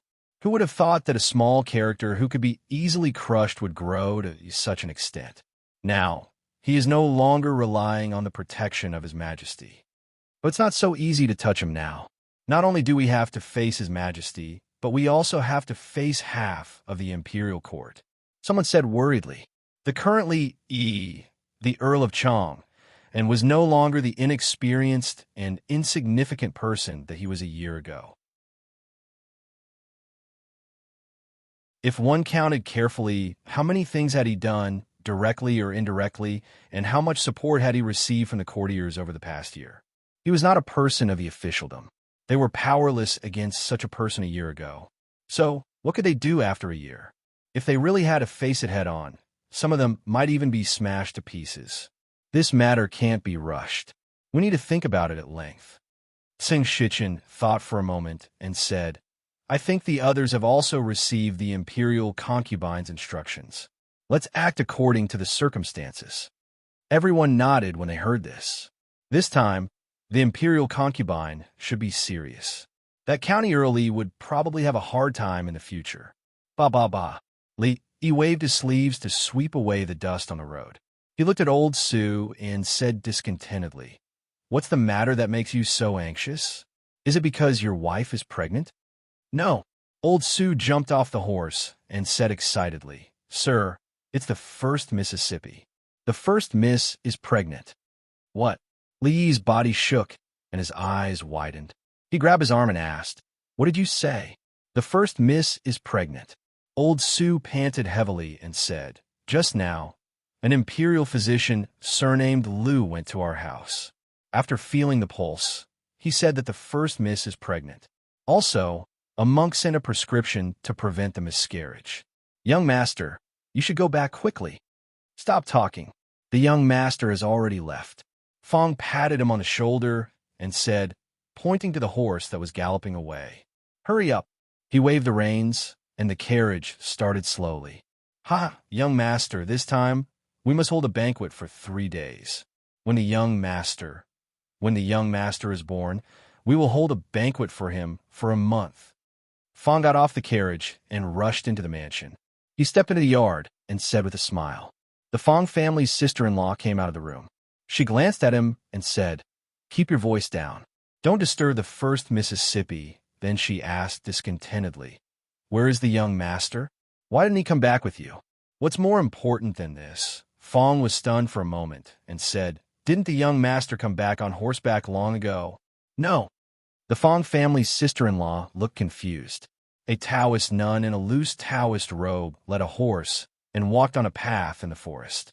He sat on the horse and looked at the Taoist nun. He asked, "Senior, where are you taking me?"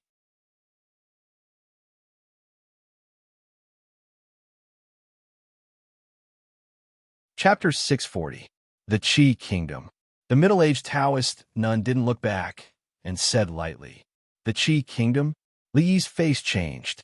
The place he wanted to go most now was his home, and the person he wanted to see the most was Rui, not the Qi Kingdom. He didn't want to talk nonsense with this Taoist nun here. Rui was pregnant. They were going to have a child. Rui would no longer have a knot in her heart because of this matter. This was the happiest thing that had happened to her since she came to this world. F*CK, those Taoist nuns, and F*CK, the state of Qi. If she hadn't hit his acupoints, and if this Taoist nun hadn't been a master, he would have rushed back now. "Put me down. I want to go home." Li looked at her and said, "What do you want? I'll give you whatever I can.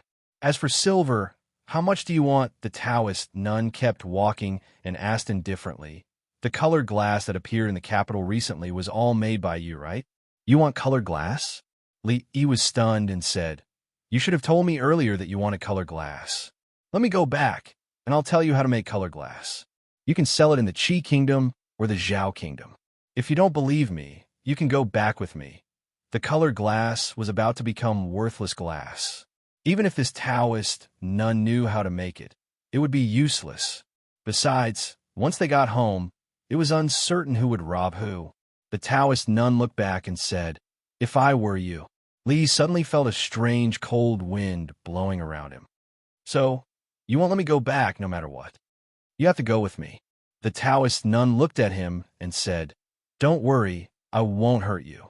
I'll let you go in 1 or 2 years, or at most 3 or 5 years. At that time, as long as you want, you can not only enjoy endless glory and wealth, but also be above tens of thousands of people. Forget about this kind of low-level MLM brainwashing." Li lowered his head and cursed. F*CKU. "What did you say? Must you go?" "I have to go. Can I write a letter and send it back?" 3 days later. There's news from the Skynet. Sir and a Taoist nun were seen outside the capital today. At that time, Master was riding on a horse, and the two of them were heading west. We've also found out the identity of the Taoist nun. She's the leader of a cult and is known as the Empress of Heaven. She once participated in the Hero Assembly. Strength assessment. Master. At present, we can only confirm that they should have gone west. Their exact whereabouts are unknown. Luo spoke quickly. After carefully sorting out the information he had just received from Skynet, he immediately sent it back. "It's her? Why did she kidnap you?" Rui frowned. "I'll go after them immediately." "Where are you going?" Madame Dowager grabbed her and said, "You're pregnant, and you're a woman. Where can you go?" "I'll immediately send someone to the palace to report this matter to His Majesty." His Majesty will definitely send someone to investigate. It's useless. Rui shook her head. How could Madame Dowager know how terrifying the Taoist nun was? Madame Dowager shook her head repeatedly and said, "No, absolutely not. If anything happens to you, how can I explain it to her when he returns? It's all my fault. It's all my fault." Fong squatted on the ground and grabbed his hair. His eyes were bloodshot. Rui glanced at him and shook her head. "Uncle Fong, don't be like this. The Taoist nun has the strength of a master.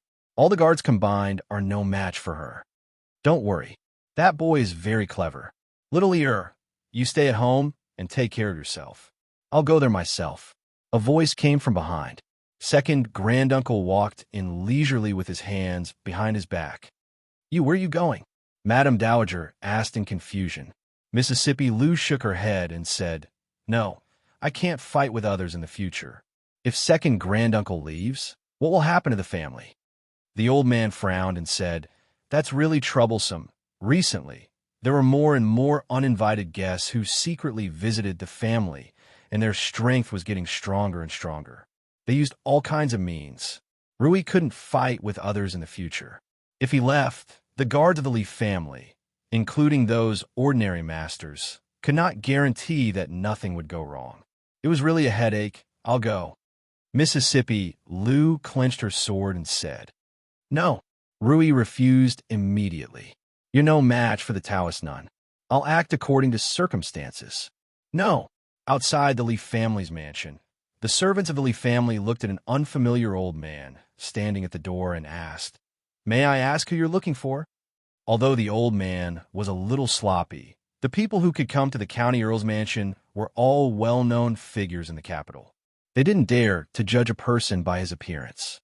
Killing a small county earl, if it weren't for the fact that I'm short of money these days, I wouldn't dare to do such a stupid thing.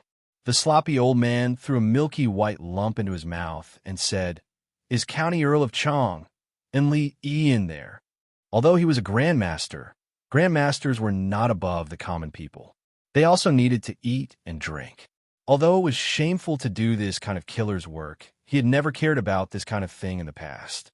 This time, he was asked by a family with whom he had a little connection when he was young to take the life of County Earl Lee. 100,000 taels of silver was the reward. The servant of the Lee family said honestly, "No."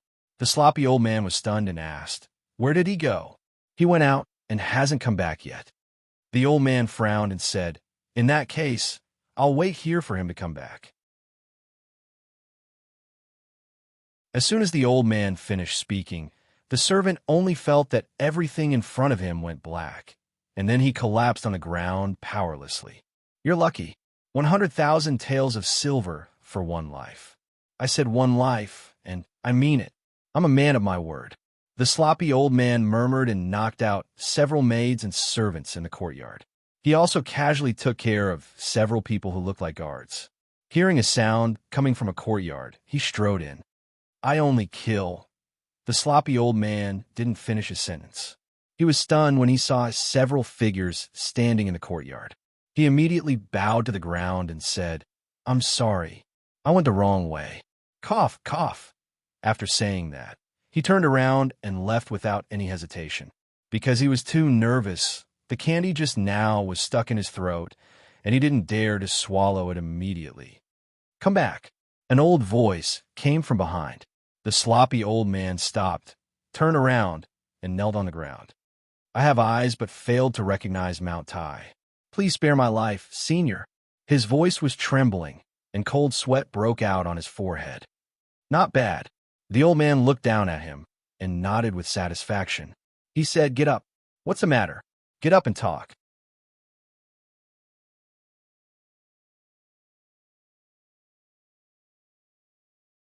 Chapter 641. Did you hear me? Second great uncle asked while lying on a rocking chair. Yes. The sloppy old man stood aside respectfully and nodded like a chicken pecking rice. Second great uncle glared at him. "Listen carefully. Hurry up and go." The sloppy old man hurriedly reminded him. "Senior, I forgot the antidote." The old man threw a porcelain bottle over and said, "There are 100 antidotes here. Each one can suppress the poison in your body for 2 days. That is to say, 7 months at most. If you still can't bring her back after 7 months, what will happen? The sloppy old man asked with a trembling voice. Her limbs will be stiff, and she will bleed from her orifices. Within 2 hours, she will turn into a pool of pus.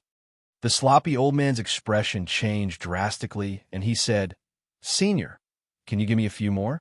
The world is so big, and it's so difficult to find a person. What if you still can't find her after 7 months? Second great uncle nodded and said, So you can't delay. The sloppy old man was speechless. Not long after, the sloppy old man walked out of the Leaf family with a horse, looking dispirited. He lifted his sleeve and looked at his arm, looking even more dispirited. This time, it was a real poison. Damned Taoist nun, damned old monster. He quickly got on the horse and put away the token in his bosom. With this thing, he would be able to gather enough information along the way. Go! The old man waved his whip, and a cloud of dust quickly rose on the road. Second great uncle, I'm worried about my husband. How about I go with him?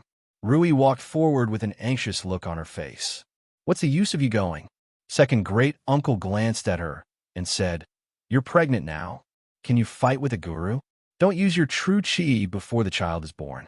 There has never been a lack of geniuses in the martial arts world. There are peerless masters who reach the top at a young age. Why didn't they have children? Also, have you forgotten why your father destroyed his own martial arts? If there's any mistake, you two won't be able to live in peace for the rest of your lives.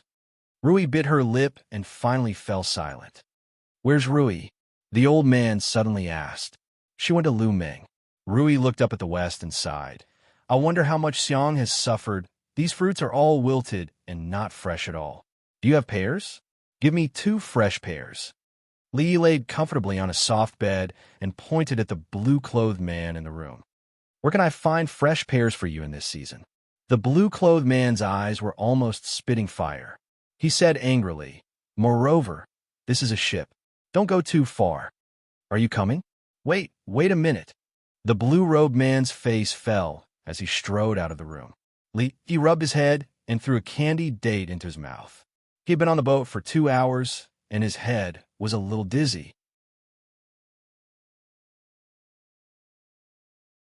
Meeting that damn Taoist nun aside, today was actually a very happy day. He was finally going to have a child. This was something that he had never experienced in his 2 lifetimes. However, Rui must be very worried now. Xiao Huan must be crying. Mississippi, Lu must be unhappy too. He had promised her another 100,000 taels of silver in a few days. He didn't know how long it would take. The old emperor was probably not in a good mood either. He had earned a lot of money these days. He had planned to persuade him to confiscate a few people's properties. This was the fastest way to earn money, but he had to wait until he came back. He still hoped that he could hang on for a little longer.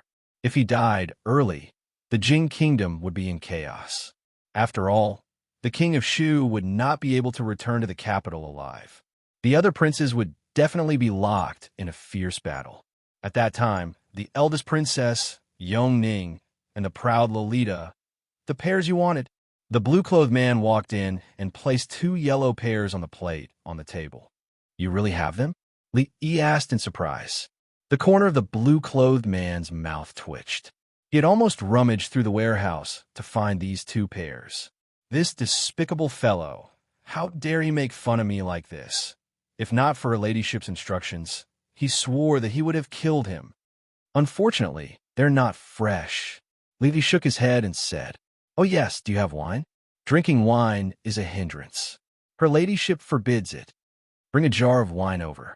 Let me tell you, don't go too far. Are you going to bring it or not? This wine doesn't have any taste. Li shook his head. However, it was fine. If he really brought the wine from Rui workshop, he would not be able to handle it. Suddenly, Li thought of something. He pointed outside and said, I saw a pleasure boat just now. Do you want to call 2 women from there? Forget it. Seeing that the blue-clothed man was on the verge of exploding, Li waved his hand and said, I don't need women. It's rare to be happy today. Let me treat you to a drink. Her ladyship said that we can't drink wine. Where are we going? Li took a bite of the pear and asked with a smile. A trace of confusion appeared on the blue-clothed man's face. He said, "Of course, we are going to the Qi Kingdom. The root of our holy religion is in the Qi Kingdom. I'm not bragging, but we have 100,000 believers in the Qi Kingdom. So many?" Li Yi had a surprised expression on his face. A multi-level marketing organization that had 100,000 members could be regarded as a classic example. Who didn't know how to brainwash? If he could get these people over, the blue-clothed man showed a disdainful expression and said, "This is nothing.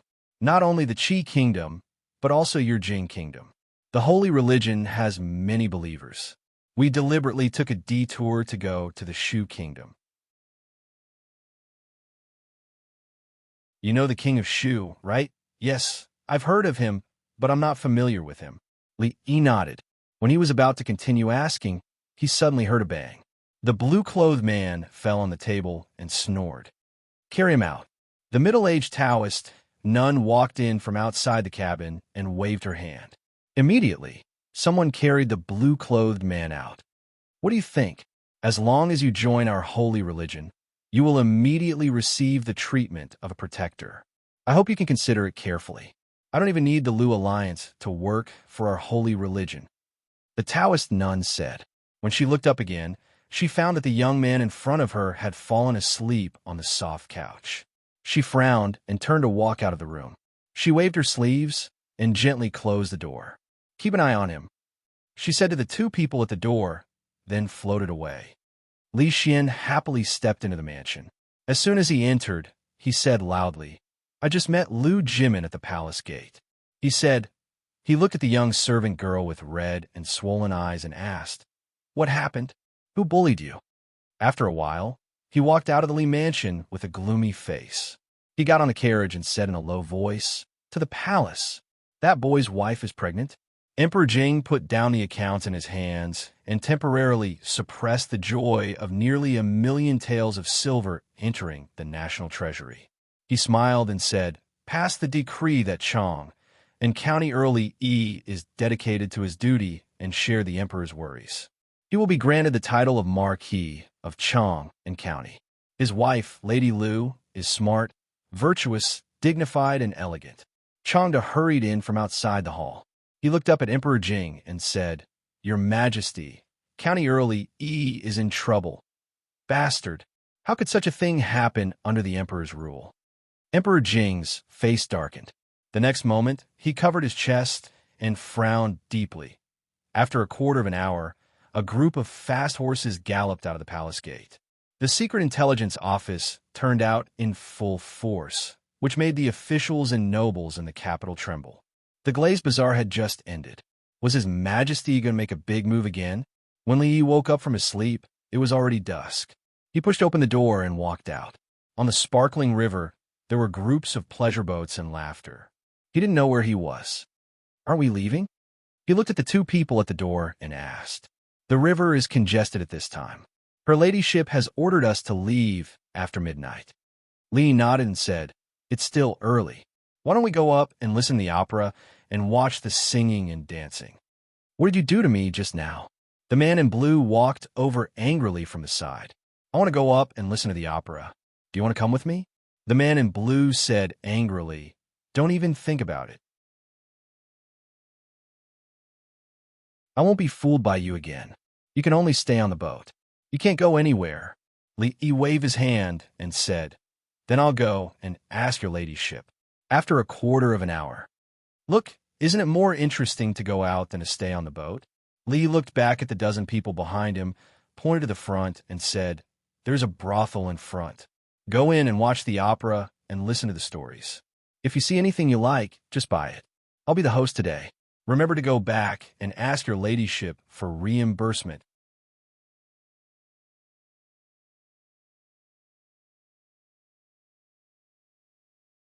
Chapter 642. Usually, they did not pay much attention to places like the brothel. Seeing it today, the apostles of the holy religion were surprised to find that the play in the brothel was actually so interesting. By Sujin, humans and demons cannot love each other.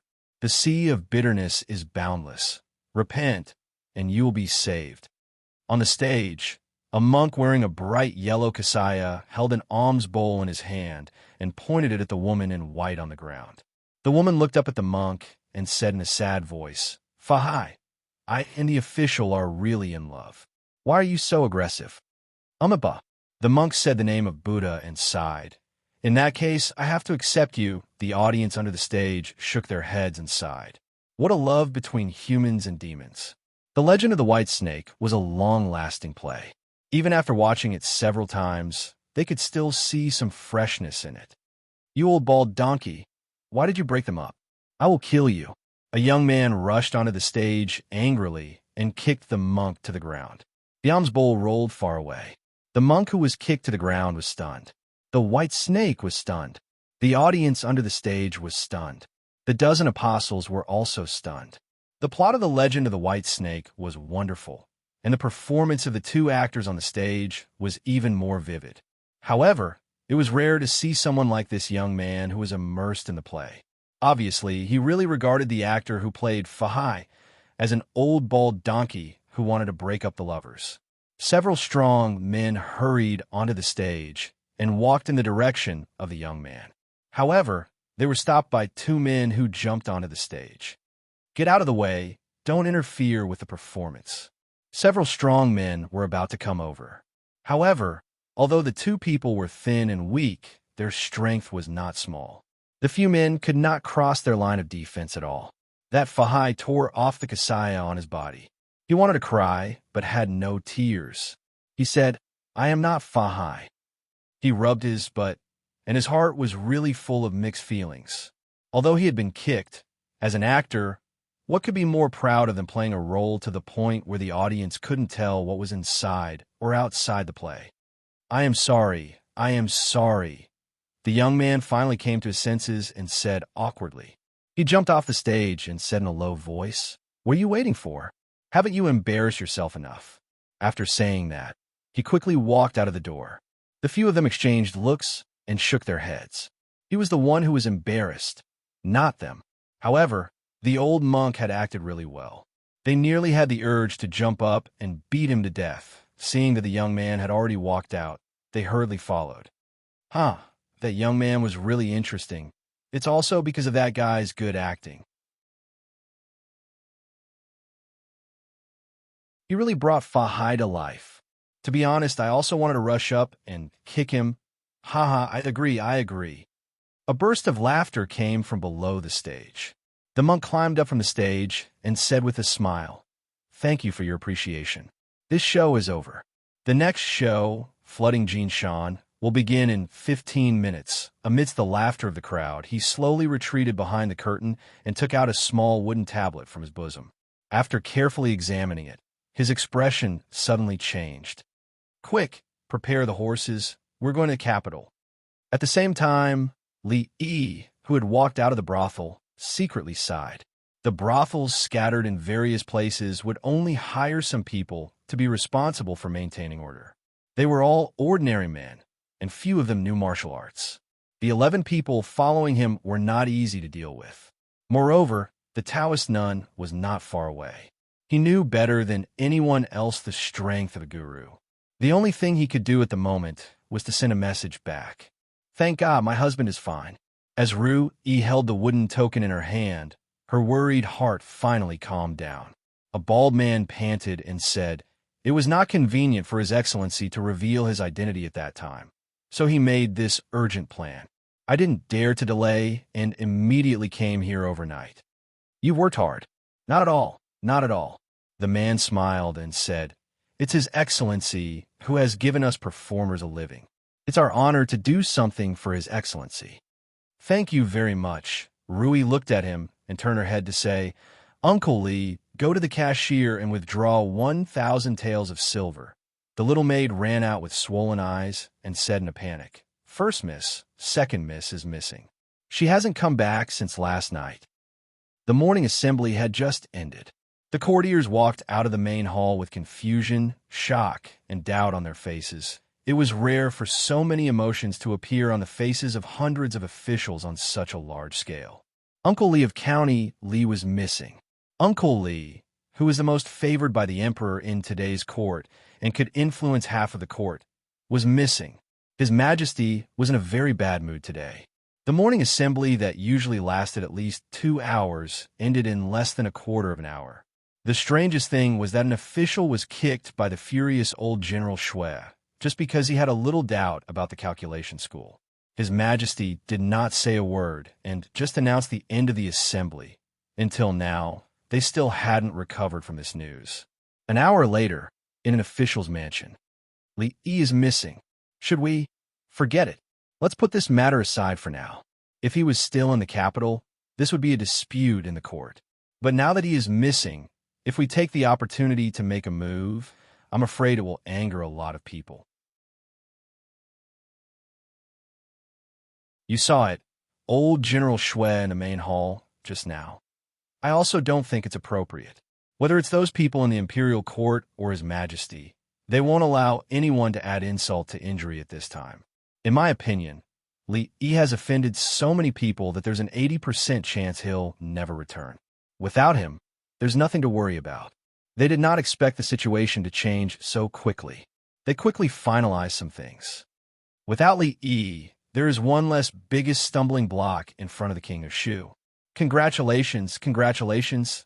Zumo, what's wrong with you these days? Are you not feeling well? Wan Ruoqing looked at Zeng Zumo, who was sitting on the stone bench in the yard in a daze, and asked worriedly. Zumo? Zumo? Wan Ruoqing walked over and waved her hand in front of her eyes. Ah.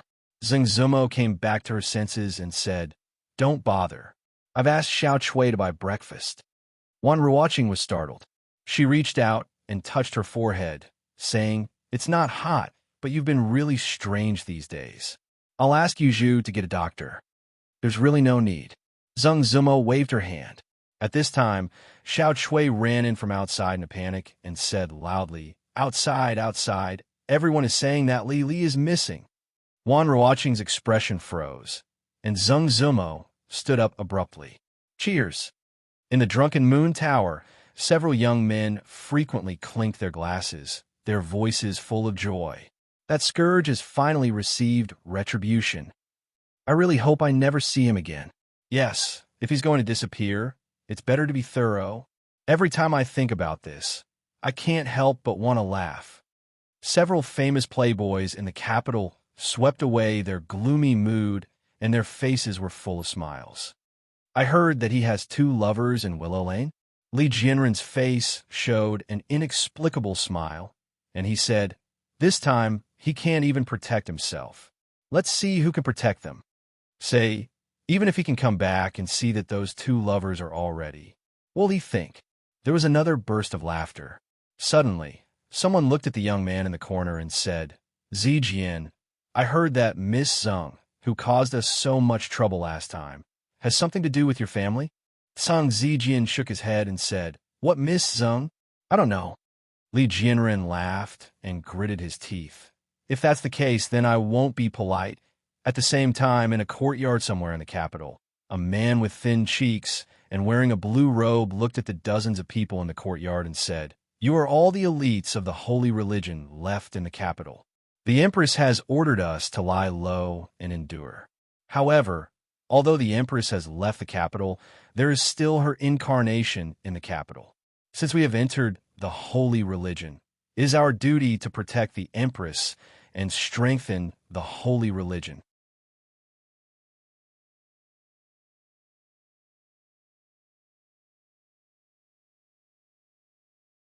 Chapter 643. Some officials in the capital city had been waiting anxiously for a long time. Finally, the news of the imperial concubine came. The series of measures against the Earl of Chong and was temporarily cancelled. This made them heave a long sigh of relief in their hearts. The atmosphere in the court was not right these days. Of course, this kind of abnormality was mostly reflected in His Majesty. There were already quite a few ignorant officials who were reprimanded in court for making small mistakes, so there were quite a few who were demoted. Until now, the officials realized that the position of the county early in His Majesty's heart was probably higher than they had expected. Besides rejoicing, there was also a little fear in their hearts. They were afraid because if they really chose to fight with him head-on, They were afraid that the loss on their side would be too great to bear. As for rejoicing, it was naturally because such a person was not in the capital city, and it was very likely that he would never come back. Otherwise, the return of His Highness, the King of Shu, would be greatly hindered. No one wanted to have such an enemy. Not to mention how many people stood behind him. Just counting the school, many officials were tied to him. Once the accounts were checked, there would be a purge in the court.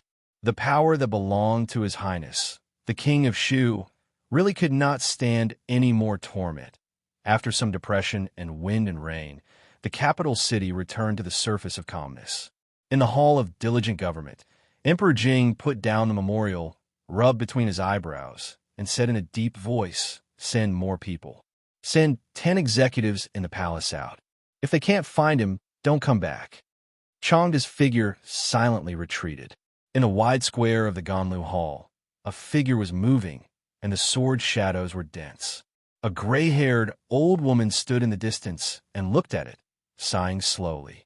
Not long after, the figure stopped and walked here. He did not look at the golden egg fried rice on the stone steps, but carried the jar of wine beside him into the hall. In the mathematics college, the classroom was empty at lunchtime. Li Xian looked out of the window absent-mindedly. Another handsome man came in with a lunchbox and put it in front of him. After glancing at him, he walked out without saying a word. Outside the college, Li Han's chubby figure had lost a lot of weight. At this moment, he was standing in the corner with his hands behind his back, loudly reprimanding several young men. 10 days. The young maidservant sat in the courtyard, counting the days with her fingers. Although her face was much paler than before, it was still somewhat healthy. Son-in-law had sent a letter a few days ago, saying that he had an urgent matter to attend to in a faraway place and would only be back after a very long time. How long was a very long time? A month? Or 2 months? She was actually very happy that Miss was pregnant, but the son-in-law was not around, and even the second Miss had disappeared for almost 10 days. She just could not be happy. Hearing the voice behind her, she looked back and immediately stood up. She hurriedly ran over and said, "Miss, don't move. Let me do it." There is a lot of space inside the carriage, and it was covered with a thick brocade couch. However, it was still a little bumpy on the official road. These people seemed to be in a hurry. Except for the first night, when the river was congested, they had to stop for a short while. After that, they hurried on day and night. Apart from Taoist nun, there were dozens of people accompanying them.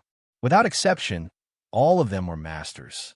Li Yi had seen 2 of them in purple at the Hero Conference. They were all masters in the heaven list. The other people in blue also gave off an extraordinary feeling. Not counting the Taoist nun, this kind of strength in the Jianghu could be considered as a not insignificant force. Taoist nun gave him a very strange feeling. Apart from a few words in the beginning, she had not taken the initiative to speak again. She did not even mention the method of making colored glaze. However, as for the various requests that Kiran made to test Kiran and even his rude and excessive actions, Kiran agreed to all of them without hesitation. The more she acted like this, the more he felt that she was plotting something big. He took out a painting scroll from his sleeve. This was the one he had obtained from the man in blue. After slowly unfolding it, he saw the woman in the painting. A look of confusion appeared on his face. "I don't think so." After a long time, he shook his head and dispelled an unrealistic thought from his mind. Holy religion. Li Yi leaned against the carriage and slowly said a few words. Good stuff. In another carriage ahead, a middle-aged Taoist nun sat cross-legged with a thin book in her hand. In the 6th month of the 1st year of Jinghe, Qing, in Prefecture, Li Family Village. On the 7th day of the 7th month, immortal at the Magpie Bridge, the unknown scholar's name shook Qing in Prefecture. On the 15th day of the 8th month, Shuya, he was awarded the title of #1 scholar of the Jing Kingdom. Candied haws, rui nectar, strong wine, scented soap, perfume, master of heavenly punishment, changed interrogation by torture, innovated mathematics, turned the tide, defeated the envoy of the Qi Kingdom, After a while, the Taoist nun put the book to one side and said, "Invite that guest over." "Yes, madam." Immediately, one of the men turned his horse around and rode to the front of another carriage. He said to the people standing guard outside, "Her ladyship has orders to invite this guest over." "Shoo!" One of the men made a shushing gesture and said, "Keep your voice down." He fell asleep again. The man's face showed an expression of disbelief. The others nodded helplessly. "Forget it. I'll go report to her ladyship." The man shook his head helplessly, turned his horse around again, and rode forward. He had seen people who liked to sleep, but this was the first time he had seen someone who slept during the day and slept at night, only waking up for meals. No wonder her ladyship treated him so specially. After all, there weren't many people in this world who liked to sleep so much. Then let's wait for him to wake up. After reporting the truth, there was a pause before a voice came from inside the carriage. It was already late at night in the capital. There was less than an hour left until the curfew. There were almost no pedestrians on the streets. Two slightly tired figures walked out of brothel. A few steps behind them, several figures followed closely behind. Watching turned her head and asked, "Zumo, are you really going to the Zung family tomorrow?"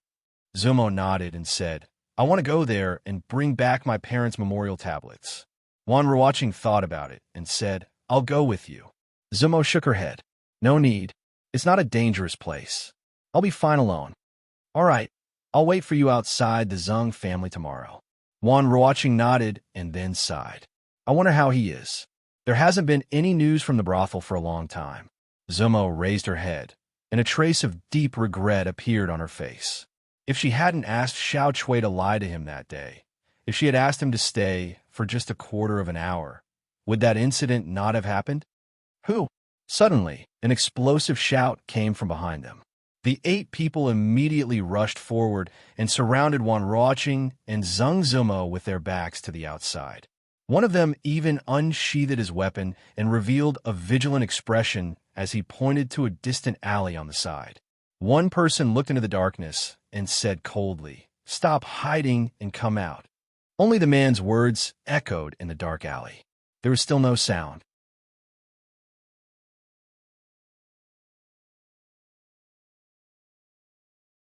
Chapter 644. You 4, escort the 2 girls and leave. We'll take care of this. The leader turned around and ordered. Suddenly, a shio sound came from the air.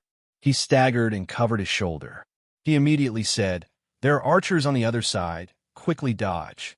Swoosh, swoosh. However, his warning was a little too late. After a few sounds, 3 more people were shot. Fortunately, the wounds were not fatal. Their expressions changed. One of them immediately took out a bamboo tube and lit it without hesitation. A dazzling white light suddenly lit up from his hand and exploded in the night sky. "Move quickly. Catch the 2 women. Kill the others." A low voice finally came from the depths of the alley, and more than 10 people walked out from it. In the deepest part of the alley, a masked young man smiled coldly. "Did you go out with them again yesterday?" Seng Shichen asked his son as soon as the banquet ended. Seng Vijin nodded and said, "Yes, I just went out for dinner. Don't hang out with them in the future."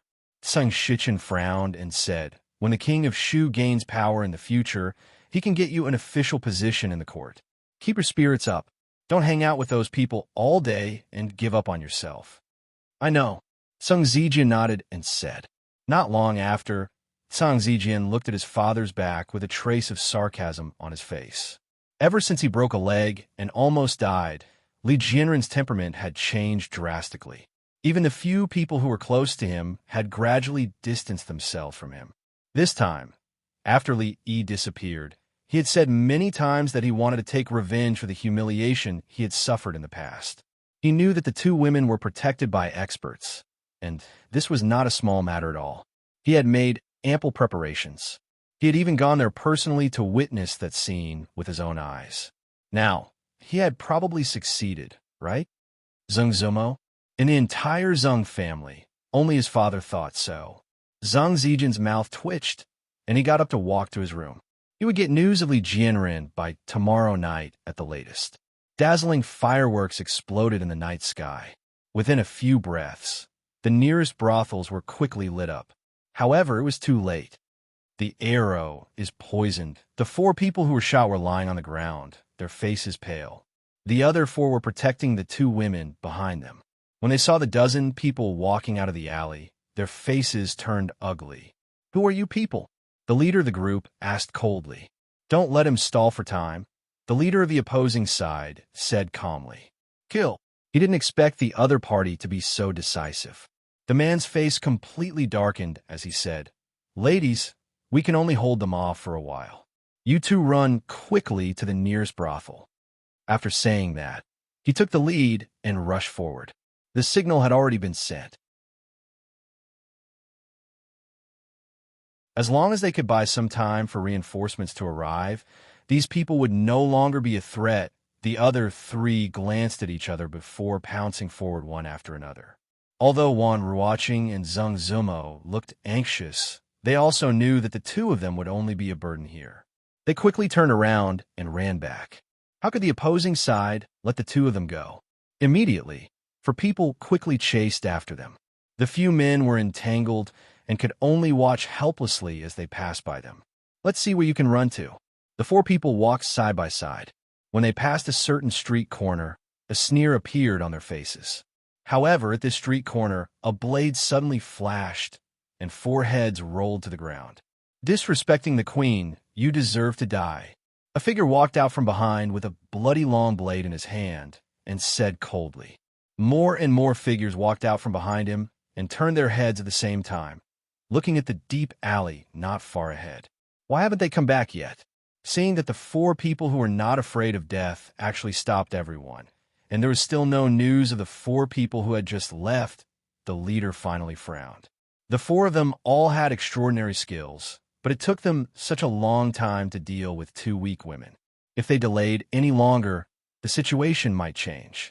The man was about to open his mouth to adjust his plan, but at some point he saw many figures rushing over from the opposite side. His expression finally changed. They're finally here. The eyes of the 4 big men lit up, and they no longer continued to fight. They quickly retreated to the back and said to the figures, "These brothers are injured. We'll take them to find a doctor first. I'll leave this to you." After saying that, they quickly carried the 4 people on the ground and went to the nearest clinic. "Ladies, there's nothing here?" After a while, a man held a torch in his hand and looked around. Except for the blood on the ground, there was no one at all. It was clearly here, just now, that they just told us to go first. Wan Ruoqing walked over, and after looking around, her face showed an anxious expression. "It's impossible." The man also looked puzzled. At this moment, a man covered in blood ran over from afar and asked, "It's all thanks to you. Are the 2 ladies all right? Where are the others?" Wan Ruoqing hurriedly walked over and asked, "How are your injuries?" "They're all in the clinic in front."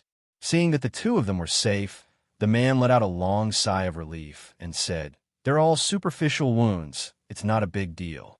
Just now, thanks to these brothers who arrived in time, otherwise I might really lose my life here today." "Which brothers?" the man opposite asked with a puzzled expression. "What happened just now? Weren't you the ones who rushed over just now?" The man asked with a puzzled expression. "Not far from here, in a hidden courtyard." "Tell me, who ordered you to do this?" More than 10 people were tied up and kneeling in the courtyard. A young man pulled the black cloth off one of their faces and asked slowly. The man sneered, clenched his teeth, and said, "Don't even think about it. I advise you." With a flash of saber light, a head flew up and rolled not far away. The headless corpse fell to the ground. The young man walked down to the next one.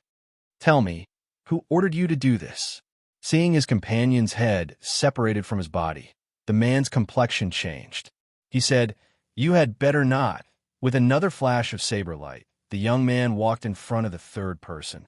"Tell me, who ordered you to do this?"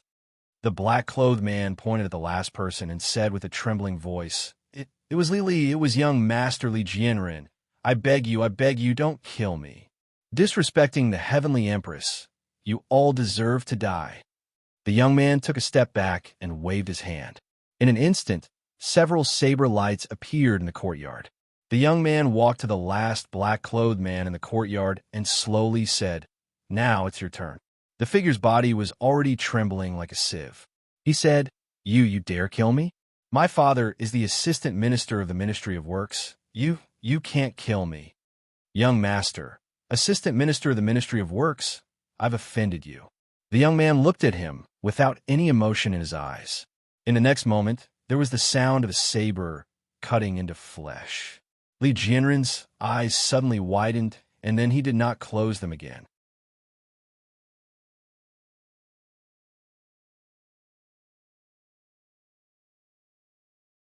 Chapter 645. The time when Cang Zijian saw Li Jianren again was not as early as he had expected, because Li Jianren was missing. As a famous playboy in the capital city, it was not a big deal for him not to go home at night. He often stayed in brothels at night and enjoyed himself all night. It was common for him to go home at noon or in the afternoon the next day. Especially after Li Jianren broke his leg and almost died, he completely abandoned himself to despair. It was not unusual for him not to go home for several days in a row. It seemed that the Li family had completely given up on him and began to support another direct descendant of the Li family, who had not been valued so much before. However, all the playboys, including Cang Zijian, understood that Li Jianren did not go to seek pleasure last night. More than 10 assassins dealing with 2 weak women should have been a simple matter. However, until noon the next day, not only was there no news from those people, even Li Jianren had disappeared without a trace. This matter was a little unusual. Something is wrong. Did something happen to him? What could possibly happen to so many people? Could it be that those 2 women managed to kill all of them without making a sound? In a restaurant, several playboys looked uncertain. Cang Zijian said with a sullen face, "Let's go to the Li family." In the hall of the county government, County Magistrate Lu's face was not very good. Early in the morning, someone reported that they were besieged by a group of people who suddenly appeared in an alley last night. Those people even used bows and arrows. 4 of them were injured and were still lying in the clinic. The capital city was under the rule of the emperor, so the public security was naturally the best in the whole Jing kingdom. Although some crimes could not be avoided, it was the first time for him to be intercepted and killed on the road since he took office. More importantly, the case involved 2 important people, so he had to treat it carefully. Seeing a constable coming in from outside, County Magistrate Lu stood up and asked, "Have you found anything?" The bailiff cupped his hands and said, "Sir, we are already following the traces of blood left at the scene. I believe we will have results very soon." County Magistrate Lu frowned. This case was also strange. According to those men, they were almost unable to hold on last night, but a group of people suddenly appeared and saved them. At that time, they were in a hurry to treat their companions. When they came back later, they found that the group of villains and the reinforcements had disappeared at the same time. What was even more bizarre was that they didn't know who had saved them. 2 groups of people suddenly appeared and disappeared. This was the first time he had encountered such a strange case in his many years as an official. A bailiff came over and reported, "Darren, the servants of Assistant Minister Li's family have come to report that their young master has gone missing." "Which Assistant Minister Li?" County Magistrate Lu raised his head and asked. The bailiff replied, "Assistant Minister Li of the Ministry of Works." "How long has he been missing?" 12 hours. County Magistrate Lu waved his hand and said, "Let them search all the major brothels in the capital first. If they can't find him in 72 hours, then come back to report." 12 hours was nothing for the group of playboys in the capital. There was once a playboy among playboys who stayed in a brothel for 7 days and 7 nights. He set a record that still hadn't been broken. County Magistrate Lu said impatiently and said to another bailiff, "Let's go and see how their investigation is going." He had just walked out of the county office with a few bailiffs and bailiffs when a bailiff ran over in a hurry. When he raised his head and saw County Magistrate Lu, he said with a pale face, "Sir, something big has happened." County Magistrate Lu's heart skipped a beat when he saw the extremely frightened expression on his face. His heart gradually sank. "Sir, it's just up ahead." With the bailiff in the lead, County Magistrate Liu led a group of bailiffs and bailiffs through streets and alleys. Finally, they arrived in front of a house deep in the alley. The bailiff's face was pale. He swallowed his saliva and said, "Sir, we followed the traces all the way and finally found this place." County Magistrate Liu looked at him and asked, "Are the murderers here?" "They're all inside." The bailiff nodded and said. County Magistrate Liu nodded with satisfaction. Recently, he was more and more satisfied with the work of the bailiffs in the county office. 15 murderers, without exception, were all beheaded. One of them was pierced through the heart by a sword. It seems to be Li Jianren, the son of Assistant Minister Li of the Ministry of Works. The bailiff added, "Who did you say?" County Magistrate Liu suddenly turned his head and asked with shock in his eyes. The bailiff said with a pale face, "Sir, before you go in, you must be mentally prepared." County Magistrate Liu's face changed greatly. He turned his head and strode in, followed by several bailiffs and bailiffs. The next moment, a chorus of sounds came from the courtyard. Not long after, County Magistrate Liu walked out of the courtyard with the help of 2 bailiffs. He held onto the wall to steady himself. "The few of you stay here and protect the scene." Forcing himself to forget about the scene of carnage in the courtyard, he waved his hand and said in a trembling voice, Immediately report to the Ministry of Justice." 16 people had died, and 15 people had their heads chopped off. Looking at their clothes, it should be what the man had said. They were undoubtedly the people who had ambushed them last night. However, he didn't expect that these people, who were supposed to be murderers, would all die a violent death.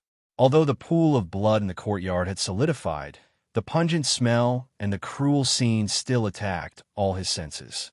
More importantly, the son of Assistant Minister Li of the Ministry of Works was among the dead. Previously, the son of the Vice Minister of the Ministry of Rights had been poisoned to death, which had enraged His Majesty and almost turned the entire capital city upside down. This time, even the son of the Assistant Minister of the Ministry of Works had been killed, and more than 10 other people had died. This was the most serious case that had happened in the capital city in recent years. Moreover, the son of the Vice Minister of the Ministry of Works had led a group of killers to kill 2 women. This was another big case. It should be noted that there was still no conclusion to the murder of the son of the Vice Minister of the Ministry of Rights, the framing of Miss Zheng, and the night attack by the men of sacrifice. No matter how he looked at it, this matter was not something he could be involved in. It could be predicted that there would be a reign of terror in the imperial court this time. He sent bailiffs to report this matter everywhere. When he walked back to the county office, his legs were still a little weak. He had just sat down when someone suddenly came to report that Assistant Minister Li of the Ministry of Works had come to visit. The Assistant Minister of the Ministry of Works was only half a rank higher than him. As a magistrate of the capital city, he didn't need to be too humble. However, at this moment, his expression was quite complicated because he didn't know how to tell the news to the assistant minister. The bailiffs had just been sent out by him and shouldn't have arrived at the Li family yet, which meant that Assistant Minister Li didn't know that his son and he were already in 2 different worlds. Lord Liu, the middle-aged man, came over and saluted him. With a complicated expression, Magistrate Liu returned the salute and said, "Lord Li, my son didn't return last night. I was really worried that something had happened to him. I'm afraid I'll have to trouble Lord Liu this time." The middle-aged man looked at the unfamiliar magistrate of the capital city. At this moment, he had already learned what had happened from Zhang Zijian and others, so he was worried. Naturally, he wouldn't think that his son didn't return last night because he was seeking pleasure in a brothel. After learning that Lord Liu didn't attach much importance to this matter, he hurried over immediately. Magistrate Liu sighed and said, "To tell you the truth, Lord Li, we've found your son. Where is he?" The middle-aged man's face lit up.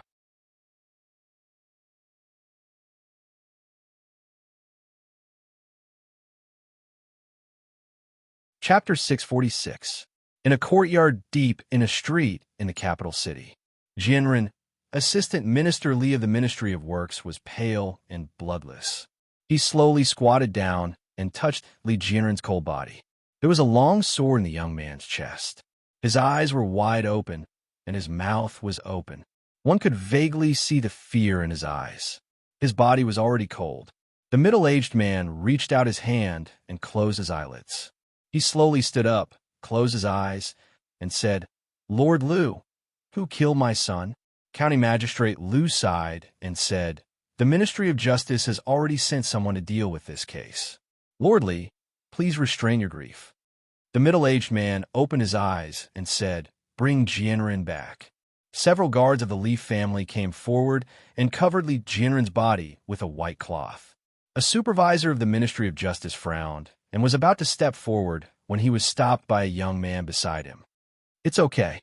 "Yes, Assistant Minister Liu." The supervisor of the Ministry of Justice took a step back and said respectfully. The middle-aged man and several guards of the Li family left with Li Jianren's body. From beginning to end, they didn't say a word. 1.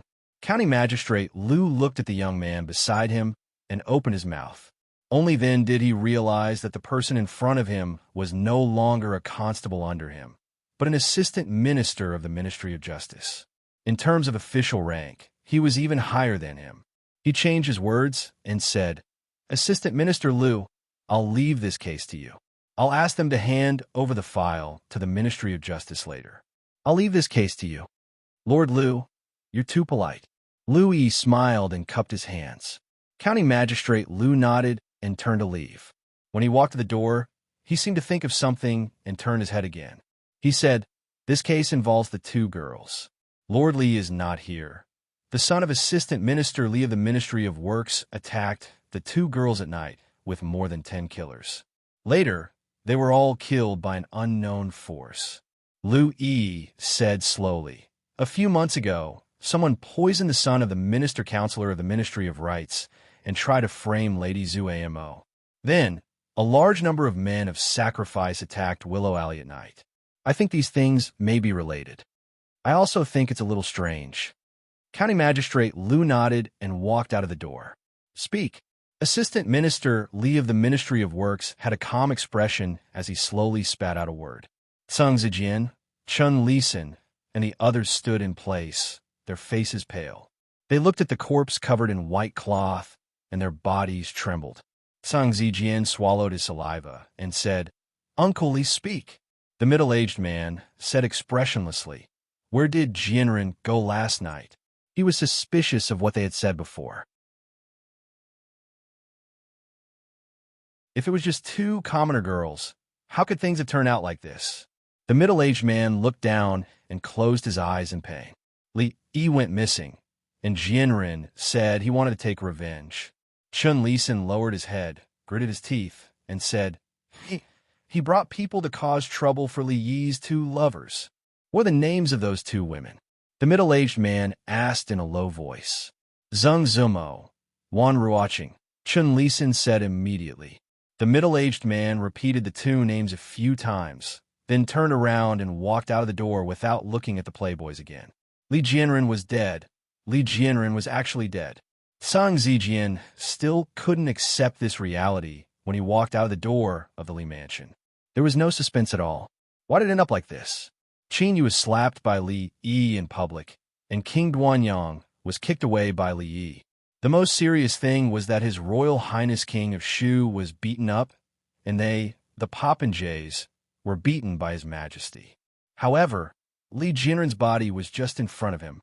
Just yesterday, they were still drinking and chatting merrily, talking about how they would take revenge on that person. Why did everything change after he left? It became even more. Tseng Zijian didn't know how he walked back home until he felt a burning pain on his face. He raised his head in disbelief and looked at his father, who was glaring at him. "You bastard!" When Tseng Shichen slapped him a second time, blood was already flowing out of the corner of Tseng Zijian's mouth. However, these two slaps didn't seem to vent Tseng Shichen's anger. He looked around and actually picked up a chair beside him. A middle-aged woman rushed forward and hugged him tightly. She said to Tseng Zijian, "What are you waiting for? Run." Tseng Zijian's expression changed. He immediately flashed back to his room and closed the door from the inside. "Unfilial son, open the door." The assistant minister's face was full of anger. He punched the door, but there was no movement inside. Sung Zijian leaned against the door with a pale face. After knocking a few times, Sung Shichen's expression darkened. He took a step back and said, "Someone lock this door and open it in 3 days." The woman's expression changed, and she hurriedly said, "Master, no. 3 days. Zijian will starve to death in 3 days. If he really starves to death, I'll pretend that I never gave birth to this unfilial son." Sung Shichen put away the key, waved his sleeves, and strode away. The woman stood by the door. After a long time, she sighed and said, "Zijian, you are muddle-headed." Inside the room, Sung Zijian sat by the table. His mouth was dry, but there was not a drop of water in the teapot on the table. He looked ahead with a blank expression. His mind was filled with Li Jianren's pale face. At that time, they stopped those people. Drunken ink, and I went back to the brothel to get help. I vaguely remember that someone chased after us, but I don't know why they didn't catch up. Wan Ruoqing described the situation last night. Lu Yi recorded it on the side. Wan Ruoqing looked at him and asked, "Who saved us? What happened to those bad people?" Lu Yi put down his pen, smiled, and said, "We are still investigating." Wan Ruoqing thought about it and said, "Do I need to go with you to the yamen?" Lu Yi shook his head and said, "No, don't worry. I will definitely investigate this matter. However, I will have to trouble you these days. Just stay in this yard and don't go out easily." Wan Ruoqing nodded. "Ladies, I will take my leave." Lu Yi stood up, cupped his hands, and walked out the door. When he looked up, he saw the assistant minister of the Ministry of Works coming over with a group of people. Lu Yi stood where he was and asked, "I wonder why Lord Li has come here. I suspect that my son's death has something to do with the 2 women living here. I didn't expect Lord Lu to be 1 step faster." The assistant minister of the Ministry of Works stood opposite Lu Yi and said, "Those 2 women must have been escorted back to the Ministry of Justice's yamen, right?" Lu Yi shook his head and said, "I have already investigated. There is something hidden in this case, and it has nothing to do with these 2 women. I'm afraid Lord Li has suspected wrongly this time. This is a serious matter.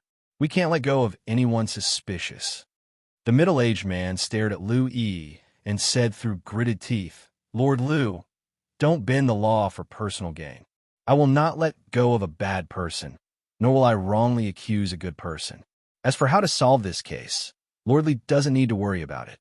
Lu Yi walked past him and said to the people guarding to the side, "Go to the Secret Intelligence Office and bring a team here to protect these 2 women. They are important witnesses and cannot be lost. If anyone tries to force their way in and take them, kill them on the spot." Yes. Although Lu Yi was temporarily the assistant minister of the Ministry of Justice, he was still a member of the Secret Intelligence Office and still had the authority to mobilize the power of the Secret Intelligence Office. The people immediately nodded. "Lord, what should we do?" Someone beside the assistant minister of the Ministry of Works asked with a slightly changed expression.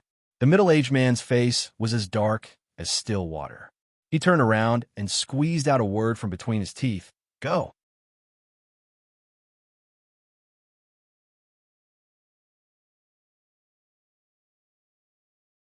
Chapter 647. There were many things happening in the capital these days.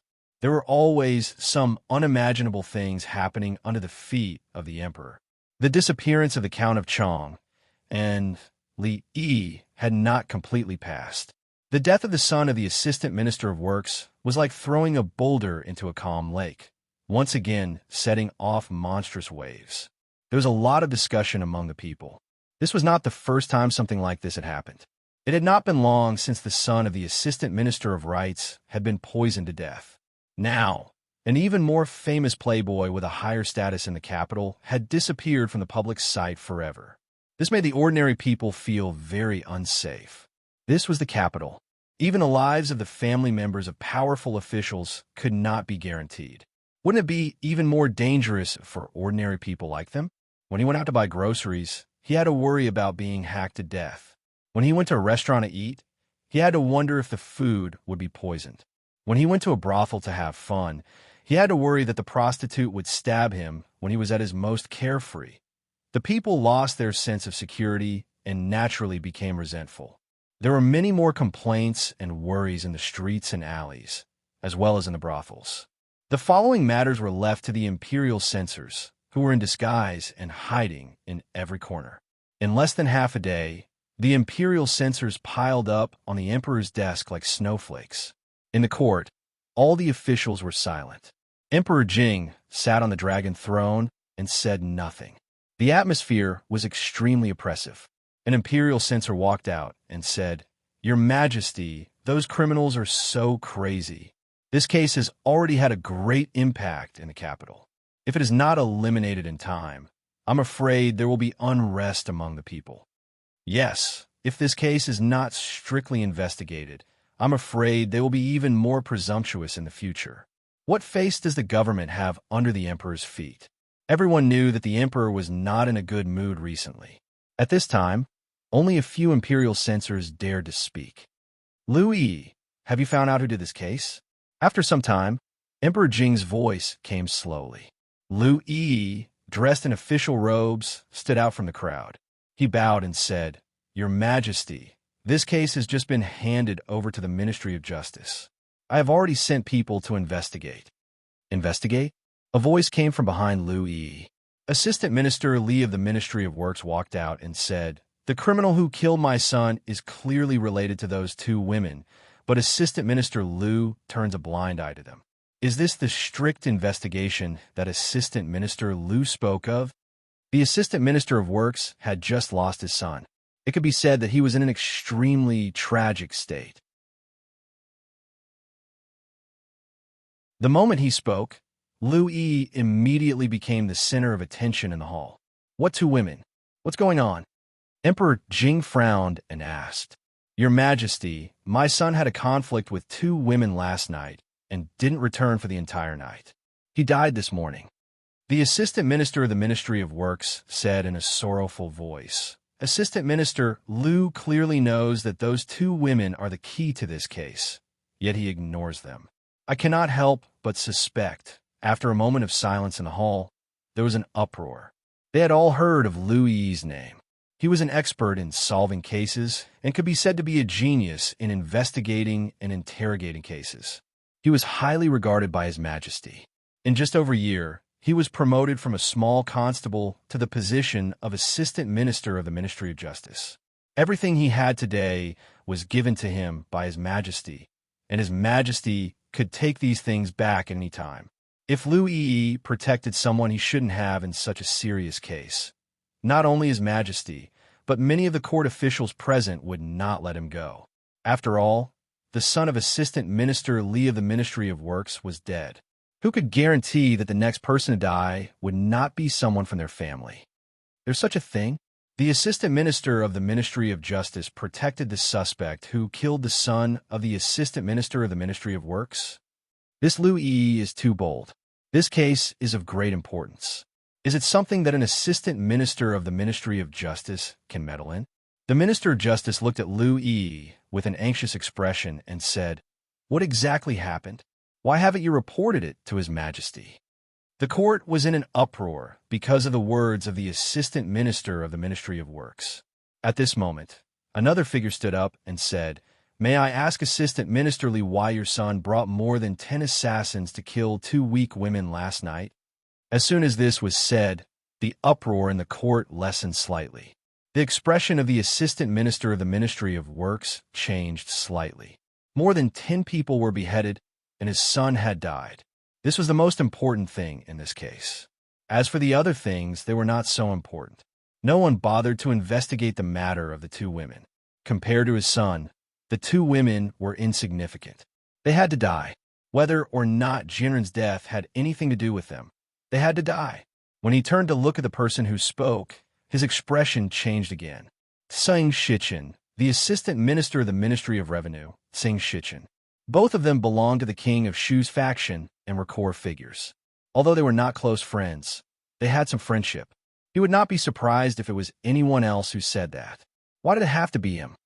I only know that my son's body is now in the Li family. The two women who are related to this case are fine. I only want to seek justice for my dead son." The assistant minister of the Ministry of Works lowered his head and said. He looked around. In the court, several figures stood up. "What interception?" Emperor Jing asked in a deep voice. "Your Majesty, I was about to report this to you." Liu Yidong raised his hands in a salute and said, "Last night, around 11 o'clock, Li Jianren, the son of Assistant Minister Li of the Ministry of Works, led a dozen or so assassins to surround and kill 2 women in a dark alley in Jingdou. 4 of the guards protecting the 2 women were injured. Later, they were rescued by a group of mysterious people. When they returned to the scene, the group of mysterious people, Assistant Minister Li, and 15 assassins had all disappeared. It was not until this morning that we found the bodies of a total of 16 people, including Li Jianren, somewhere in the capital." Emperor Jing frowned. The son of the Assistant Minister of the Ministry of Works was killed, and the son of the Assistant Minister of the Ministry of Works surrounded and killed women in the capital. These were 2 different things. "One of the 2 girls is called Zheng Zumo," Liu Yizhong said. Zheng Zumo. A trace of doubt appeared on Emperor Jing's face. He always felt that he had heard this name somewhere before. Liu Yizhong explained. "This Miss Zheng is the one who was framed for the murder of Chun." As soon as Liu Yizhong said this, the courtiers were suddenly stunned. Last time, the son of the Assistant Minister of the Ministry of Rights was poisoned and framed on a woman. The case had not been concluded yet, but it was certain that the person behind the scenes was directly targeting the woman surnamed Zheng. Because of County Uncle Li's protection last time, Liu Yizhong quickly solved the case, and the person's evil plan did not succeed. This time, County Uncle Li had just disappeared, and someone jumped out so impatiently. The matter behind this was a bit thought-provoking. If he thought more deeply, the disappearance of County Uncle Li, was it also, this was the thing that His Majesty cared about the most recently. No matter who was involved in this matter, there would not be any good results. Everyone could not avoid it. Although Li Jianren was dead, he still caused big trouble for his father. Emperor Jing's face darkened, and he asked, "Assistant Minister Li, tell me, what did your son do last night?" Assistant Minister Li's face changed. He bowed his head and said, I don't know, was it you?" Emperor Jing suddenly asked. "Your Majesty." Assistant Minister Li raised his head with a puzzled expression. "County Uncle Li's disappearance. Was it you who did it?" Emperor Jing stood up and looked at him. Below, the middle-aged man was stunned, and then he hurriedly knelt down. "Your Majesty, I guarantee with my head that the disappearance of County Uncle Chong and Li Yi has nothing to do with me." The son of the assistant minister took killers to kill 2 women. "I have a group of good courtiers," Emperor Jing said coldly. "Come, take down Assistant Minister Li Yuankai of the Ministry of Works. In addition, the Supreme Court cooperate with the Ministry of Justice to thoroughly investigate whether the disappearance of County Uncle Chong and has anything to do with him and the mysterious force that appeared last night." Haha, a mysterious force actually appeared under my nose. Investigate all of them. Investigate thoroughly. Today's morning court ended very late, and His Majesty was furious in the court. His Majesty had been furious a lot these days. Almost every day, an official would be dismissed or demoted. This time, the Assistant Minister of the Ministry of Works, whose son had died, not only did he not get His Majesty's sympathy, but he also lost his life.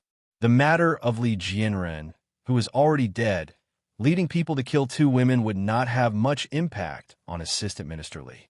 But this time, what His Majesty wanted to investigate was obviously not just this matter. Today, all the officials who came out of the court understood one thing. The Li family was finished.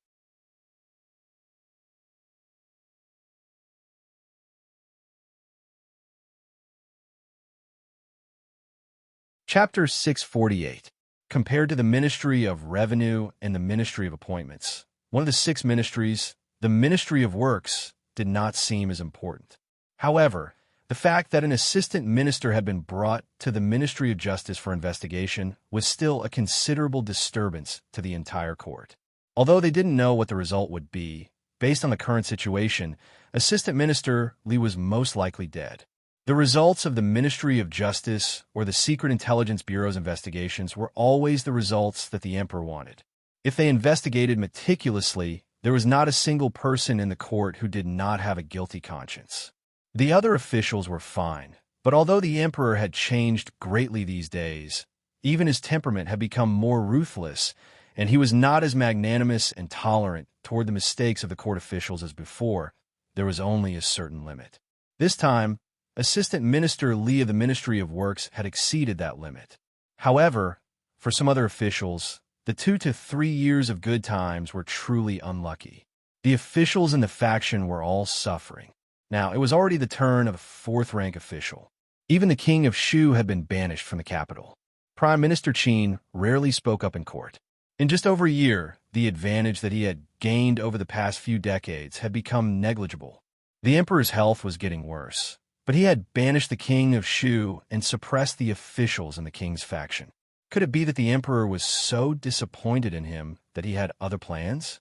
These guesses and suspicions began to surface in the minds of more and more people and could not be dispelled. Why are there always so many idiots in this world? In a brothel somewhere in the capital, Qin Yu sipped a cup of wine and shook his head as he held a plump woman in his arms. Chun Li-jun sighed and said, "The Li family is finished." The assistant minister of the Ministry of Justice personally led people to search their house today. Li Jianren's funeral has just been organized. I'm afraid they will have to do it again. This time, the Li family that the assistant minister of the Ministry of Works belonged to would be completely erased from the list of influential officials in the capital. Li Jianren was dead. His death was not without meaning. At the very least, he had dragged the entire Li family with him to be buried with him. Chun Li-jun raised his head and glanced around. In the entire capital, few people could compare to Qin Yu's hatred for Li Yi. However, even he could only endure and not do anything. Who gave those idiots the confidence? Clang! Chui Qingyu threw something on the table, making a crisp sound. He looked at the plump woman in Qin Yu's arms and said, "You go out first." "Thank you, young master." Seeing the sparkling and translucent bracelet on the table, the woman's eyes widened. She grabbed it and hid it in her sleeve, saying, "Thank you, young master. Thank you, young master. This humble woman will leave right away." After the woman left, Qin Yu looked at Chui Qingyu with some surprise and asked, "When did you become so generous, giving out glass bracelets so casually? They're all worthless things." Chui Qingyu shook his head and said, "I have something to ask you." Qin Yu sighed and said, "The Chui family is really a big family. I can't compare. Chui Qingyu looked at him and asked seriously, "What is Prime Minister Qin thinking?" Qin Yu glanced at him and asked, "Is the one talking to me Chui Qingyu or the eldest young master of the Chui family?" "Young Duke Qin." Chui Qingyu stood up, cupped his hands, and asked, "I need to know the attitude of your Qin family." At this moment, he represented the Chui family. After being rejected several times in the Qin family's mansion, the Chui family was eager to know the true attitude of Prime Minister Qin and the civil officials under him. Qin Yu glanced at him, waved his hand, and said, "Sit down and talk." Not long after, in a tea house opposite a brothel, a man sitting by the window saw several young people coming out of the brothel, turned around, and went downstairs. Several performers invited by the tea house were performing on a temporary stage, and the seats below were full of guests. The man walked to a place and whispered to a middle-aged man sitting there, "Fifth master, they're coming out." Watching opera in a tea house is different from a brothel. "It's boring, let's go." The middle-aged man stood up and shook his head. The two walked out of the tea house and went straight to the opposite tea house. Ministry of Justice prison. The former assistant minister of the Ministry of Works sat in front of table. This cell was unusually clean, without a trace of strange smell. The food on the table in front of him was fragrant, and there was no lack of good wine and delicacies. He poured himself a cup of wine and leisurely enjoyed his meal. After the time it took for an incense stick to burn, he slowly wiped his mouth with a clean handkerchief, looked at the young man opposite him, and said, "Lord Liu, you have good methods." Lu Yizhong looked at him and said, "Is there anything else that Lord Li wants to eat? I'll tell him to buy it." The desire for good food is not worth mentioning. The assistant minister waved his hand and said, "I thought there would never be such a day. Heaven's plan is not as good as man's plan. I admire Lord Lu. If you don't want people to know, don't do it." Lu Yizhong shook his head and said, "If you knew it would be like this, why did you do it in the first place?" The middle-aged man opposite him smiled and said, "People in the court can't do what they want. Lord Lu is still young. You will understand in the future. In this court, who dares to say that he is clean both in front and behind him?" Lu Yizhong looked at him and asked, "So you're saying that Lord Li plans on shouldering these matters alone? Don't tell me you don't know what the consequences of adding up these crimes will be?" The middle-aged man shook his head and said, "Let this matter end here. Otherwise, it will be a disaster for Lord Lu and not a blessing." After a pause, he raised his head to look at Lu Yizhong and said, "I do not seek to be dishonorable. I only hope that Lord Lu will be lenient and leave some descendants for my Li family. I will be extremely grateful." Lu Yizhong nodded and said, "Beyond the law, there is reason. Lord Li's request is not excessive." The middle-aged man stood up and bowed to him. "Thank you, Lord Lu." Lu Yizhong nodded and said, "However, before this, I have a question. Lord Lu, please speak." Lu Yizhong looked at him and said word by word, "How much does Lord Li know about the matter at the Palace of Eternal Peace 20 years ago?" The middle-aged man's expression changed greatly, but he instantly recovered and shook his head. "I do not know what Lord Lu is talking about." Lu Yizhong looked at him and said, "In that case, I will take my leave." After saying this, he turned around and left decisively. "Protect the descendants of my Li family." As he stepped out of the cell, a voice with difficulty came from behind him. Between the lofty mountains and precipitous cliffs, a group of nearly 100 people was slowly moving around a few carriages. In front of one of the carriages, a man in yellow looked back and said, "How long do you think you will sleep today? I'll guess 20 hours.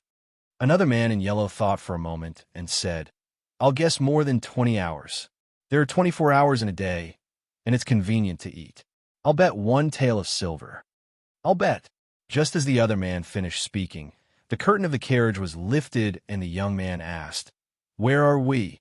A man in yellow immediately said, "In a few more days, we will reach Shu province." The young man nodded, but he did not enter the carriage. Instead, he leaned against the front of the carriage and admired the surrounding scenery.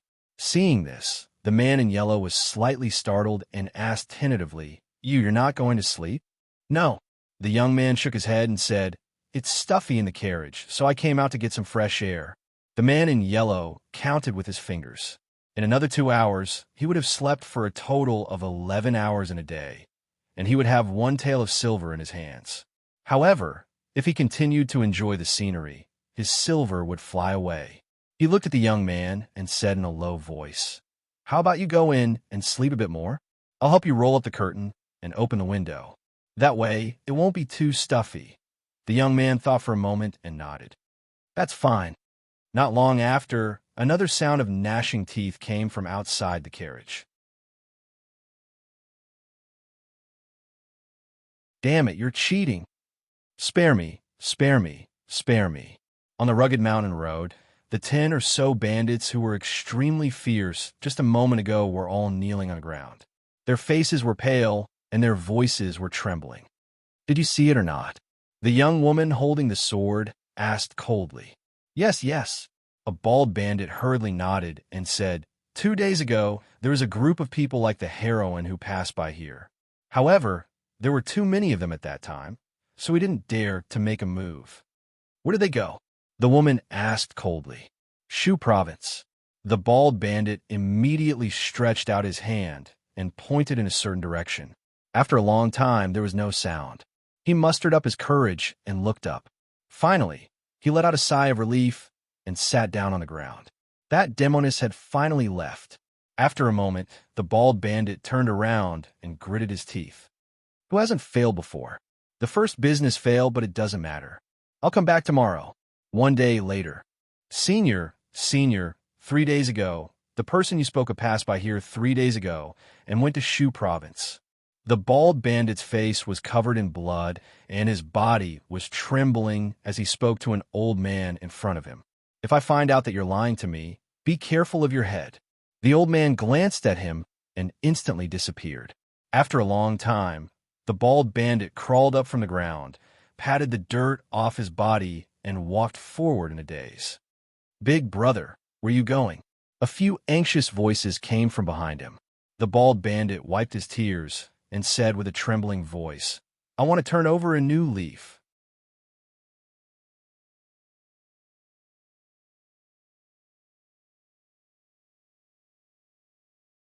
Chapter 649. Located in the extreme west of the Jing Kingdom, Shu Province was remote and desolate, with only 5 small counties under its jurisdiction. Yong County, located in the southwest of Shu Province, was the last inhabited place in the west of the Jing Kingdom. 50 miles away from Yong County, there was a great river more than 1,000 feet wide. Crossing this river, one would officially enter the territory of the Qi Kingdom. Because it was remote, it was even poorer. The poorer a place was, the more chaotic it was, and the more chaotic it was, the poorer it was. It was an endless cycle with no solution. Therefore, bandits were rampant in Yong County, and the public security was extremely chaotic. Fortunately, there were only small groups of roving bandits who only dared to wreak havoc in the villages around the county, not too close to it. 100 miles to the south was the truly terrifying place. It was the border between the Qi Kingdom, the Jing Kingdom, and the Wu Kingdom. It was an area that the 3 kingdoms did not care about. The mountain range stretched on endlessly, and the bandits and mountain bandits that were even more arrogant than the government. Often, there was no one living within 100 miles, which was truly desolate and uninhabited. Looking from afar, the city walls seemed thick, but the guards at the city gates were all listless and bored. Although this place was considered to be bordering the Qi Kingdom, and the relationship between the Jing Kingdom and the Qi Kingdom had always been tense, the army of the Qi Kingdom would not have to climb over the mountains that stretched for dozens of miles, and then cross the great river to come to this place. The unique geographical advantage did not cause Yong County to suffer from the chaos of war. Because of the existence of the provincial governor's mansion and the king of Shu's mansion, the public security of Yong County was more stable than that of other counties. A few carriages slowly approached from afar, and there were nearly 100 people accompanying them. Most of these people were dressed in blue or yellow, and they seemed to be well organized and disciplined. The soldiers guarding the gate shuddered, and one of them retreated into the gate and shouted from afar, "Stop! Who are you?" A figure rushed over from behind, slapped him on the head, and scolded, "You blind bastard! This is an important guest of His Highness. Get out of here!" Behind him, a man in purple hurried forward, walked to the front of the first carriage, and said in a low voice, "Your Highness, Protector has been waiting in the city for a long time." Behind them, a long yawn came from one of the carriages. Then, a young voice came from the carriage. "Why did you stop? Is it time to eat?" The yellow-clothed man next to the carriage had an expression of admiration on his face. He had lived for 30 years, but he had never seen someone so fond of sleeping. The admiration in his heart could no longer be described with words. The man in yellow shook his head and said in a low voice, "It's not dinner. We've arrived at Shuzhou, Yongzhou County Government." It could be seen that the county government office had been around for a long time. The outer walls were peeling, and the paint on the gate was almost gone. A bailiff ran into one of the houses in a panic and said anxiously, "Sir, bad news, bad news. Another village has become abandoned." The young man, who was dozing off on the chair, was startled. His eyes opened abruptly, and a look of anger appeared on his face. He casually smashed an inkstone on the table. "Bastard! Didn't I tell you not to disturb me when I'm resting?" "I'm sorry, my lord."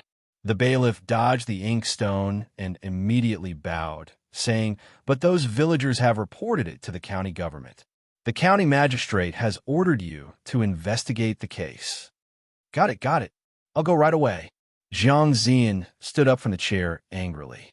Jing, he was a new Jinshi in 1 year, but now he was appointed to be a county magistrate in such a remote place. What was the difference between this and being banished? At the thought of having to deal with those trivial things again, his heart was filled with strong resentment. 2 years ago, because he said something wrong in Prince Ning's mansion, his career was affected. His bright and promising future was gone. Seeing that his peers had a smooth career and left him far behind, he was naturally anxious. It was not easy for him to get close to the king of Shu. Before he had time to rejoice, the king of Shu was expelled from the Jing kingdom the next day. So he followed the king and became a county magistrate in the most remote place of the Jing kingdom. County magistrate? Was this what a scholar should do? He dealt with trivial cases all day long. Finally, there was a big case that he could make some achievements in. However, he vomited when he saw the crime scene. He didn't make any achievements. After that, he didn't eat meat for a whole month.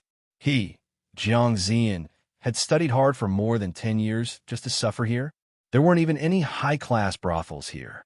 The so-called famous courtesans were all ugly and unsightly. Even in his dreams, he wanted to go back to Qing and prefecture.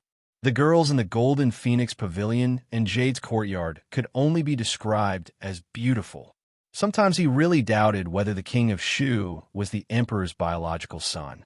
As the eldest son of the emperor, how could his fief be in such a remote place this time? He was afraid that he had followed the wrong person.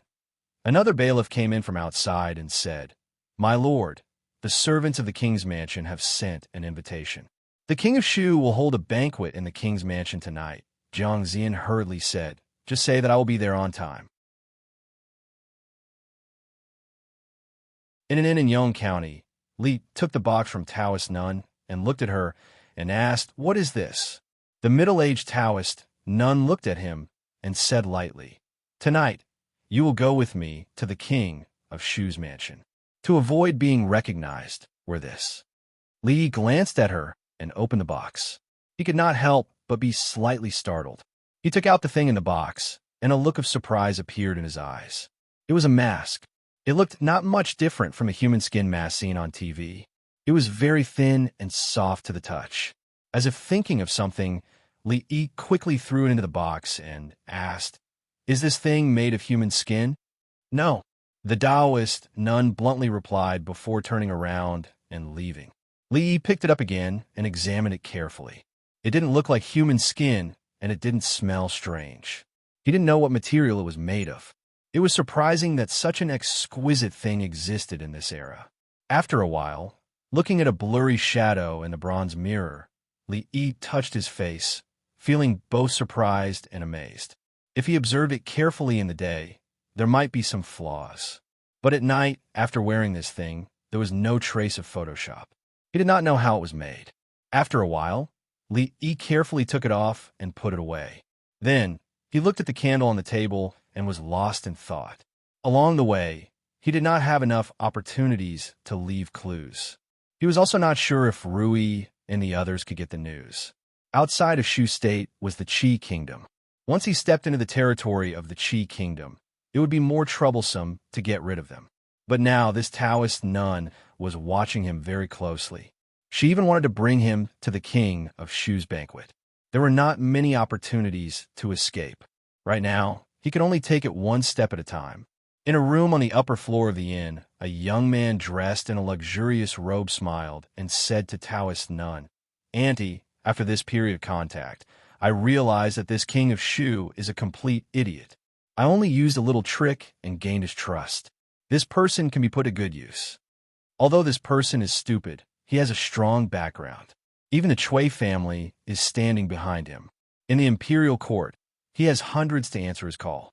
When the time comes, with his influence in the imperial court, it will be more convenient for us to do things. We can use him to deal with matters in the open, and in the end, we can be the fisherman who reaps the benefits." The young man's smile was somewhat proud. When he talked about the king of Shu, his face naturally revealed a look of mockery. "I said before, don't get too close to Li." The middle-aged Taoist nun looked at him with a frown and said, "Have you forgotten how the Fong family only has the two of us left? The Fong family and the imperial family of the Jing kingdom are absolutely irreconcilable. Naturally, this hatred will not be forgotten. As long as I am alive, I will make the Li family watch the Jing kingdom fall, the young man said through gritted teeth. Then he said seriously, however, before that, for the sake of the greater good, it is necessary to endure.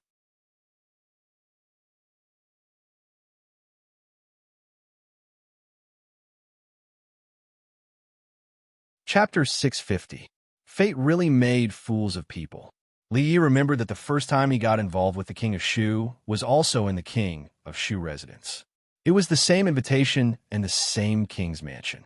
The only difference was that the first time was in the capital city, and this time it was in Shuzhou. After going around in circles, everything seemed to be back to square one. But in fact, the route had already gone astray. At least the king of Shu had gone astray. He was a noble prince with a powerful background. Instead of being a prince in the capital city and waiting to inherit the throne, he had to go to such a remote and desolate place. Why bother? Li Yi walked downstairs with the Taoist nun. A middle-aged man came out of a room. Seeing him, he was stunned and asked, "Aunt, who is this?" An important guest. The Taoist nun seemed unwilling to explain too much, so she just said one sentence. The young man looked at Li Yi suspiciously, but did not say anything. He walked to the other side of the Taoist nun. Li Yi touched his cheek. It was stuck quite tightly, so it should not fall out suddenly. Otherwise, he was not sure whether the king of Shu would be scared to the point of having a heart attack or something like that if he showed his true self in front of the king of Shu. Even if he did not, he had to be careful. Li weighed in his heart whether to be taken to the Qi kingdom by the Taoist nun or to show his true self in the king of Shu's territory. He felt that the former was less dangerous. Fortunately, the king of Shu did not know that the reason why he was banished to Shuzhou was that he spared no effort to help him for free. Otherwise, even if the Taoist nun was a grandmaster, she might not be able to stop him. Yong County was not large, and the king's mansion was located in the most prosperous part of the county. Before entering the mansion, the first impression Li Yi had was that it was shabby. It was too shabby. He had been to two mansions, Prince Ning's mansion in Qing, in Prefecture, and the king of Shu's mansion in the capital city. He had been to countless palaces in the Imperial Palace, but the king of Shu's mansion in Yong County was indeed the shabbiest one he had ever seen. Based on this, it could be inferred that the king of Shu's life here should not be very comfortable. Li's guess was right. The king of Shu was indeed not living a comfortable life. Anyone who was banished from the capital, the center of power, to this place would not be in a good mood. Not only was it remote, it was also impoverished. Even though he was known as the king of Shu, he had never thought that he would one day come to this place. "Why are you dilly-dallying? Have you not eaten yet?" The king of Shu walked out of a spacious room and pointed at the maids and servants who were in a hurry. He frowned and said, "I's banquet is about to begin. If you delay, be careful of your heads." There was nothing good about Shu. The place was not good, and the people were not good. Even the servants in the manor were not as easy to order around as they were in Jingdou. The king of Shu had never hated the word Shu as much as he did now. A figure walked over from afar with a face full of smiles. He first cupped his hands and bowed to the king of Shu before saying, "Your Highness, there's good news from the capital." A look of joy appeared on the king of Shu's face. He immediately asked, "What news? Did father summon me back to the capital?" The man revealed an awkward expression and said, "No, Your Highness." The king of Shu's expression became a little ugly. He asked, "What's the good news?"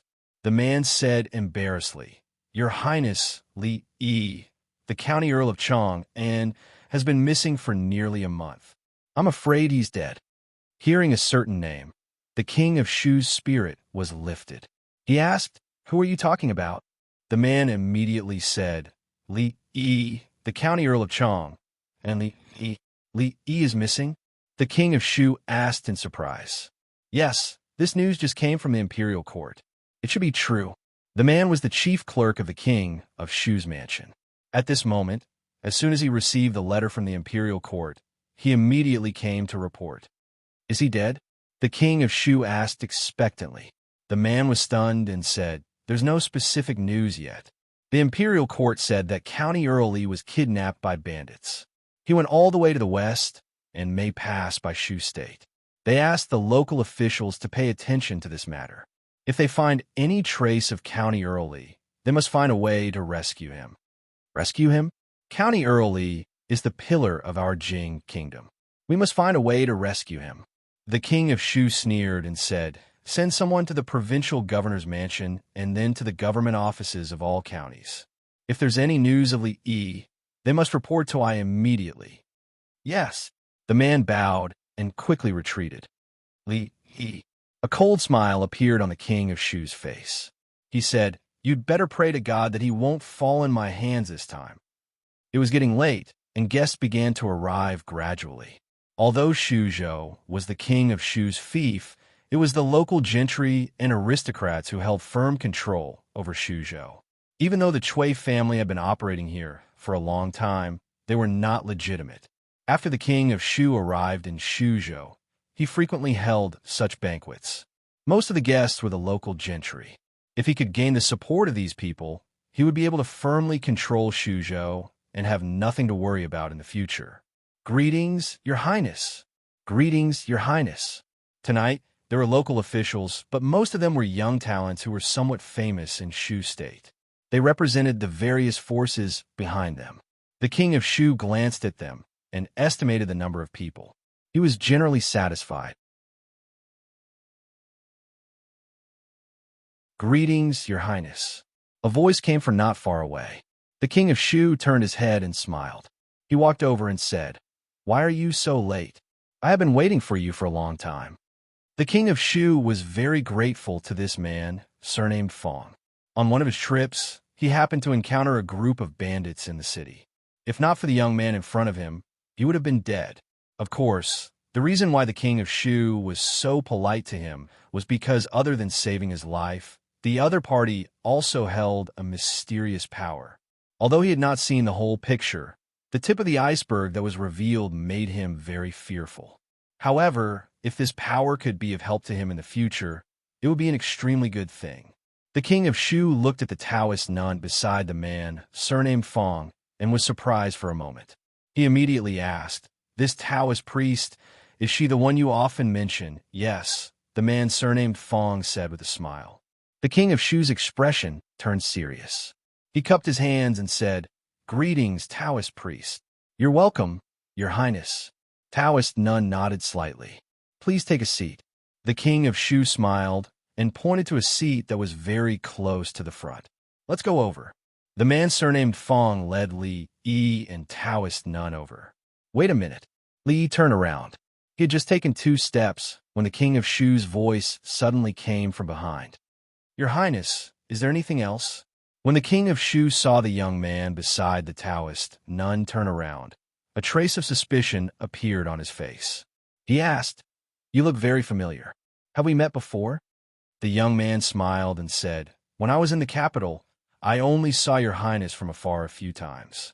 I'm afraid Your Highness has mistaken me for someone else." The king of Shu frowned slightly. The voice was unfamiliar, and so was the appearance. But why did he feel an inexplicable sense of familiarity? What was even more strange was that he felt an inexplicable sense of disgust just by looking at this face. "Forget it. It's fine. I mistook you for someone else." A moment later, a trace of doubt appeared on the king of Shu's face. He shook his head and turned to leave. The middle-aged Taoist nun glanced at Li Yi and sat down on the seat of honor. Li Yi sighed in his heart. How did the saying go again? The ones who know you best are not your friends, but your enemies. This saying was really King reasonable. Soon, singers and dancers walked out from the surroundings. They performed to their heart's content accompanied by the night lights. Li picked up his wine glass and took a sip. However, he was not in the mood to appreciate it. He leaned back in his chair and put his arm behind his head as a pillow. He looked at the night sky, filled with stars. At the same time, in Shuzhou City, A day of performances had ended. In a brothel that had just closed, a few men stood in a row and bowed. Greetings, Alliance Master. 100 miles away, under the night sky, an old man leaned against a tree trunk. He took out a small porcelain bottle, took out a pill, and threw it into his mouth. "Bah, it's so bitter." After a moment, he mumbled to himself and took out a cloth bag from his bosom. He carefully took out a milky white square object that was about the size of a fingernail and threw it into his mouth. He mumbled, "That damn Taoist nun, she sure runs fast." That you're tuning into the Romance Rendezvous YouTube channel. We're so grateful for your support, and don't forget to subscribe to join us on this incredible journey through captivating stories. Your generosity through donations truly makes a world of difference, as it's the primary source of revenue that allows me to expand and enhance this channel for you. Thank you from the bottom of my heart for being a part of this adventure.